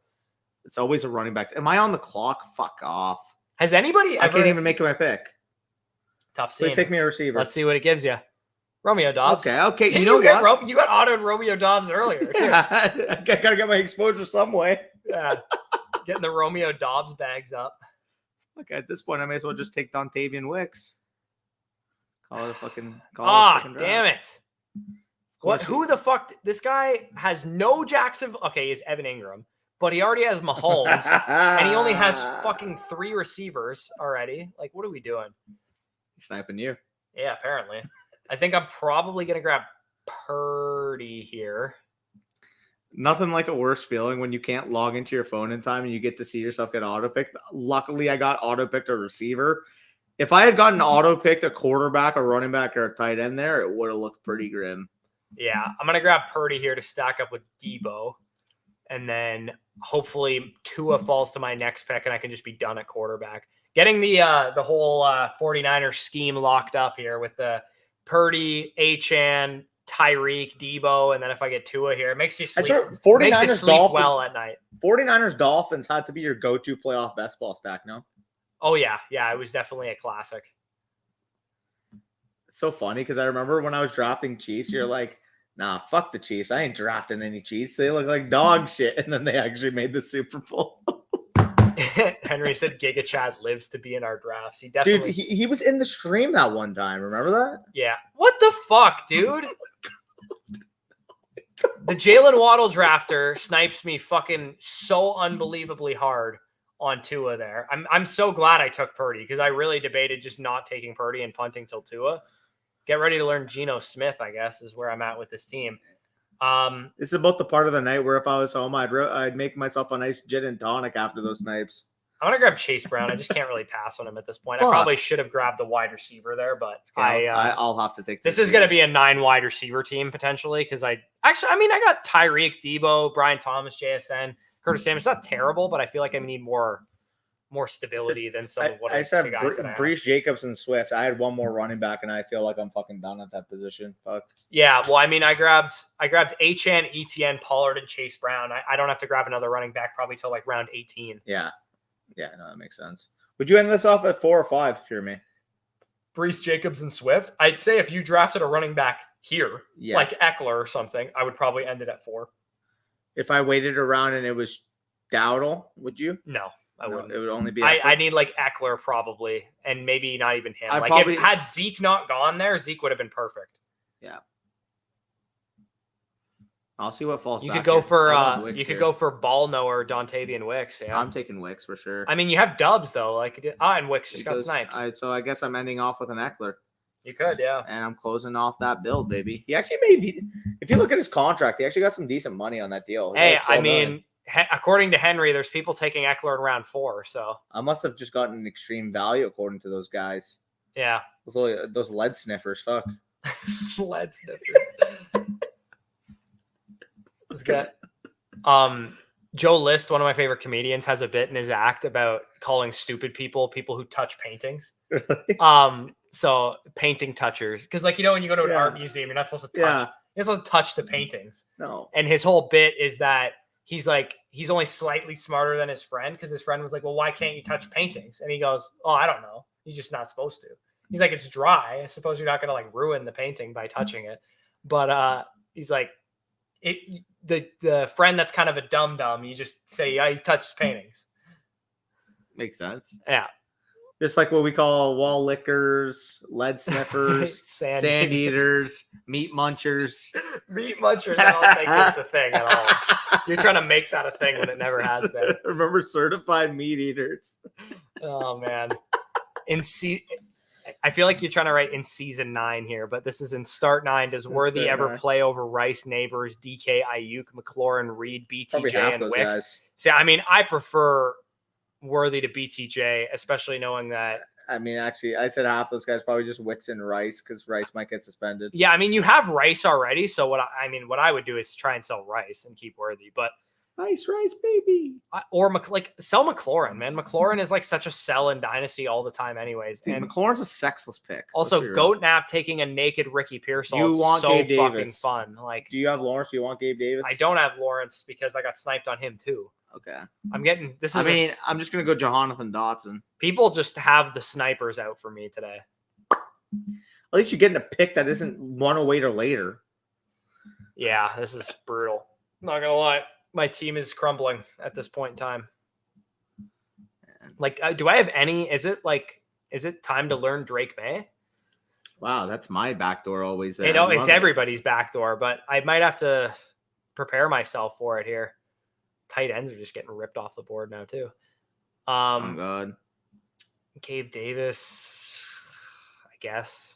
Doesn't Gabe Davis kind of cuck my Brian Thomas pick? Huh? Do you see a world where Gabe Davis and Brian Thomas both equally pay off? I don't know. I feel like Brian Thomas pays off in spite of Gabe Davis. I mean, when they run 3 wide receiver sets, both should be on the field. I might. I think Dalton Schultz is a falling ADP value here. Is the guy I'm just going to grab and close off my tight end You build with love him. Dalton, eh? I do like Dalton Schultz, especially if you're not going to draft Dalton Schultz in best ball. When are you going to draft Dalton Schultz? Because in best ball, he is a perfect guy that you never have to decide when to start. McLaurin is better than what he's worth. I don't disagree with that statement, but you're playing fantasy here, not like who's better in real life. Where do we leave off? Okay. Henry says, I had a CMC Debo Kittle team, and of course, Purdy didn't fall back to my 10th round. That crap always happens to me. Like you said, people didn't stay in their lane, just like that dude sniping you. Yeah, and that's what the benefit is of playing with people and drafting with people who kind of do stay in their lane, is that even if you're not getting immense ADP value on some players, at least you can stack up pretty easily and correlate. Some people just know their role. So now I guess I have to take Gabe Davis because he's kind of slid way past where he's usually going. 16 pick ADP buffer. Yeah. Yeah, I guess I'll take him. Yeah. What I ended up going. So Eckler? Jacksonville plays who in week 17? Titans. Yeah, I guess I could play the backdoor. I totally forgot I had Hopkins. Okay, well maybe I don't do that. No, I totally forgot I had Hopkins in the sense that I literally gave you Gabe Davis, thinking that I didn't need a Jaguar run back. I'm so. Are you gonna take Will Levis or no? Most likely, yeah. Yeah. Okay. Most likely. I mean, you could also pivot to a Bryce Young too, because you have I could do Deontay Johnson. Something about having Bryce Young in a non-3 quarterback build just makes me feel disgusting. Sexless. I need a bath after holding a This might have to be a 3 quarterback QB build, to be honest, because I have Caleb Williams as my one. Are there any Commanders players you're excited about this year in the slightest? Yeah, the quarterback. That's it. Fuck. I mean, I don't think Dotson's a terrible pick where he's going if you need some upside. I don't think the running backs are terrible picks where they're going either. I think they're appropriately priced. But yeah, the one guy that I actually target on this team is the guy that runs the football at the quarterback position. That is the only one that I really like. And again, maybe if you want some upside to swing on Ben Sinnott, but I'm more so just like, let's just take the rushing quarterback, because it feels like an Anthony Richardson situation a little bit where is he going to hurt the pass volume of the team? Is he going to hurt the pass catcher's ability to get there? And I tend to think he will. So that's why I'm kind of just like, I'll just take the pancakes or the syrup, not the pancakes. You got autoed Hunter Henry? Yeah. I had him in my queue from before. Ooh, did you take him ahead of ADP? A little bit. Yeah. Look at the board, though. Does any option really stand out to you based on my team? No, not really. Like, I have to be done at running back with 4 running backs. I can't draft more than 4 on this team with Brees Hall, Josh Jacobs investment. So I think it would be a quarterback, but the problem is this is such a dead quarterback board. Yeah, Sharky says, I thought about Daniels, but no one he stacks with makes me feel good about it. I agree with you, but I like stacking him late.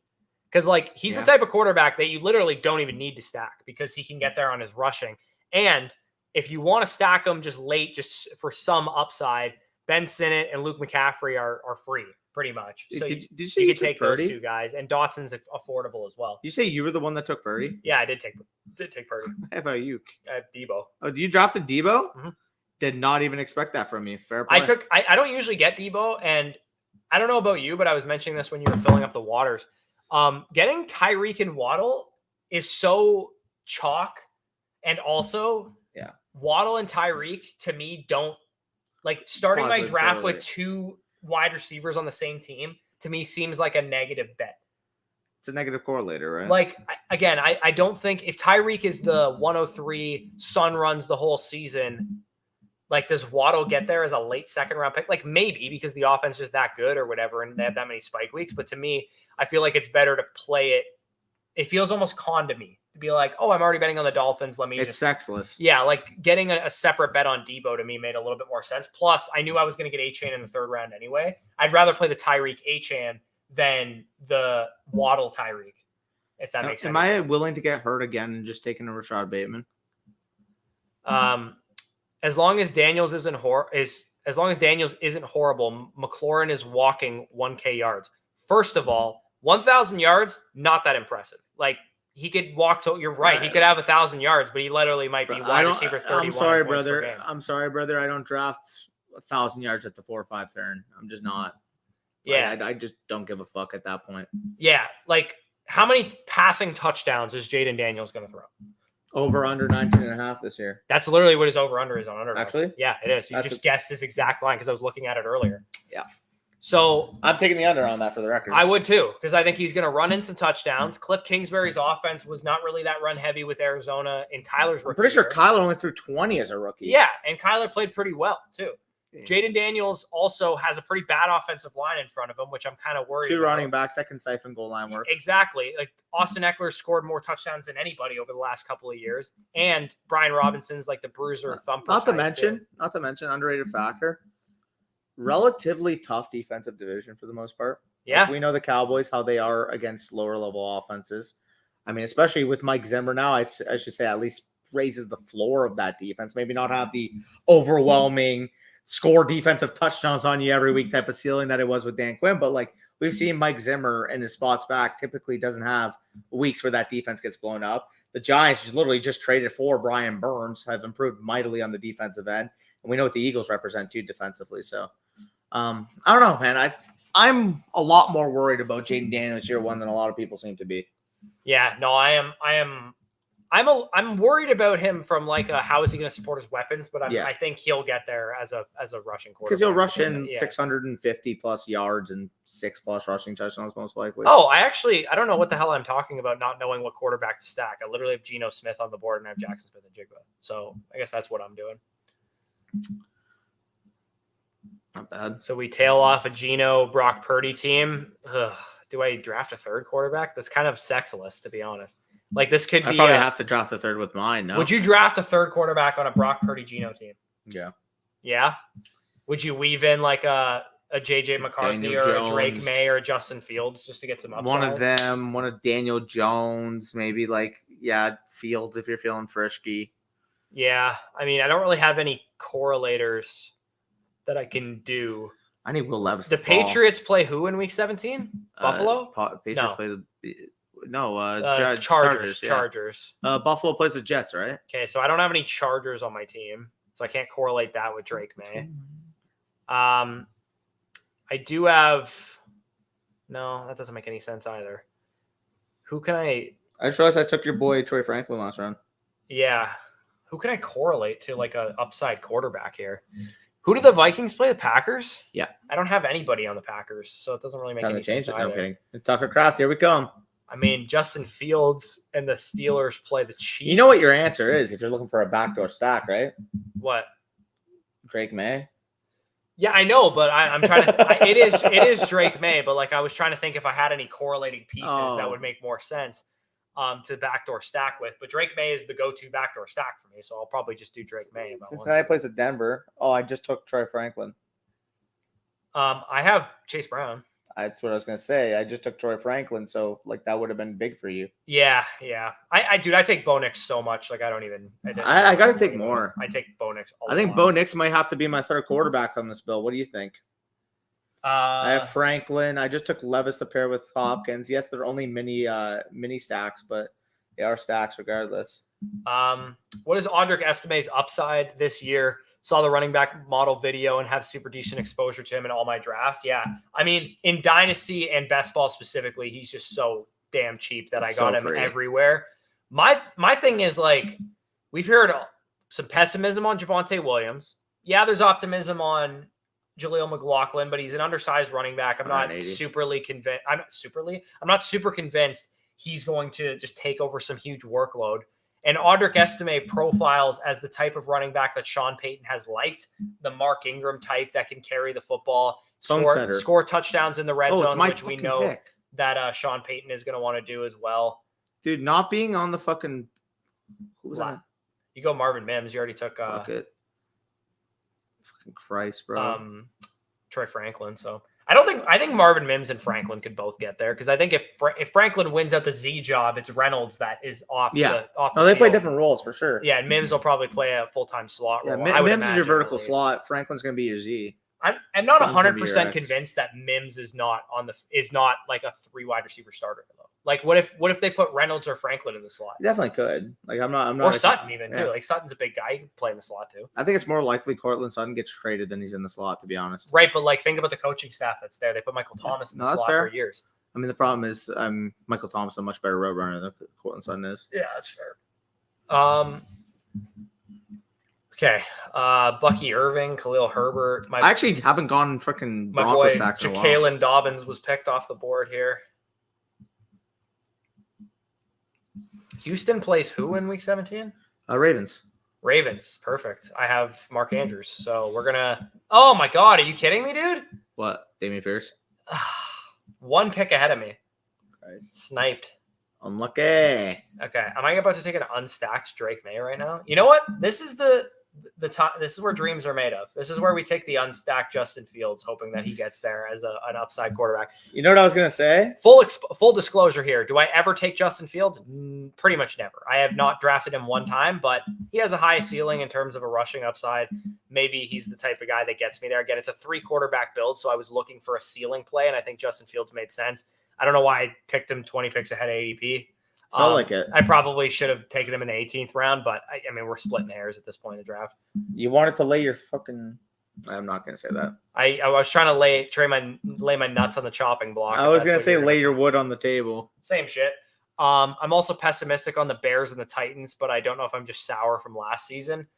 Bears, I wouldn't be super pessimistic. I mean, neither with the Titans either. I mean, completely changed situations. Yeah, bro. I feel better about both of their situations than I did last year. Much better. Okay. So is there anything I can do at running back? I guess I can Tyrone Tracy. Get ready to learn Audric Estime like I usually do. Tyrone Tracy. Estime is my guy. I don't really care that I'm taking him ahead of ADP too. Again, I'm texturing. This is another thing I've heard people talk about too, is if you can texture in some good 18th rounders in round 16 through 18 and you get 2 hits out of it or whatever, that's going to be really, really unique. Because people get anchored to Weren't you taking Drake May? Oh, no. Yeah. No, I took Fields. People get anchored to ADP value in the late rounds way more than they should. People are like, oh, I'm in the 16th round. I got to take a guy who usually goes in the 16th round. I'm in the 17th round. I got to take a guy who goes in the 17th round. But like if you take a guy who goes in the 18th round and the 16th round, guy who goes undrafted typically in the 17th round, and then maybe you get an ADP slider from round 16 to round 18, then suddenly you have a really unique combination of players at the tail end of your draft. And if you do hit on, I mean, I doubt there's going to be a Puka or a Kyron or anything like that this year, but even if you do hit on like a guy that gives you a couple good spike weeks, it could be an interesting way to get unique at the end of the draft. Because realistically, after round 14, we shouldn't even really be worrying about what ADP says. So I guess I'm rocking a 3-4-9 too. Yeah, I think I might be rocking the same thing. No, actually, I have 5 running backs, and I'll have 8 wide receivers. Yeah, I actually got a weird little mini stack in week 17 of Mark Andrews, Dalton Schultz. Probably not the play you need because I can only start one tight end. Both are the same buy. Unfortunate. I'm just going to eat the week 14-0. Are you now? Yeah, I am. Sure you don't want to get a little Jatavian Sanders? I'm probably eating a 0 there too. So I think. What tight ends are like non-zeros at this point? Like Colby Parkinson, Tucker Kraft. I mean, Tucker Kraft could be a 0 as much as I like him. Could be. Chika Conk was probably not a 0, I would say. He's gone. No, he's still here. Still wow. It's like 20 picks past ADP. If I didn't already have Kelsey and Henry, I would have definitely considered him. Yeah, maybe I should take him. Hey, go for it. You still have another pick? Yeah, but I don't know if I can close at 7 receivers with the group that I have. Tyreek, Debo, Brian Thomas, Jackson Smith and Jigba, Curtis Samuel, Gabe Davis, and Malachi Corley. Like, I need another receiver. I think I'll just eat the 0. I kind of fucked up, I guess, by taking Dalton Schultz, but I probably need another dart to throw at the board here. This dude, Chika Conk, was literally fallen 21 picks so far. Who do you have at tight end? Henry and Kelsey. I'm not taking them. Donald Parham just went off the board instead. What are we doing here? Why? Are we hoping he catches 4 touchdowns this year? Fuck yeah. Like, is that the upside case? Yeah. What about a little? Who's the Broncos? Bengals, right? There's no Bengals to take. All right, hear me out. Welcome down another Jalen Tolbert share. Yeah. 18th round Jalen Tolbert. Sign me up.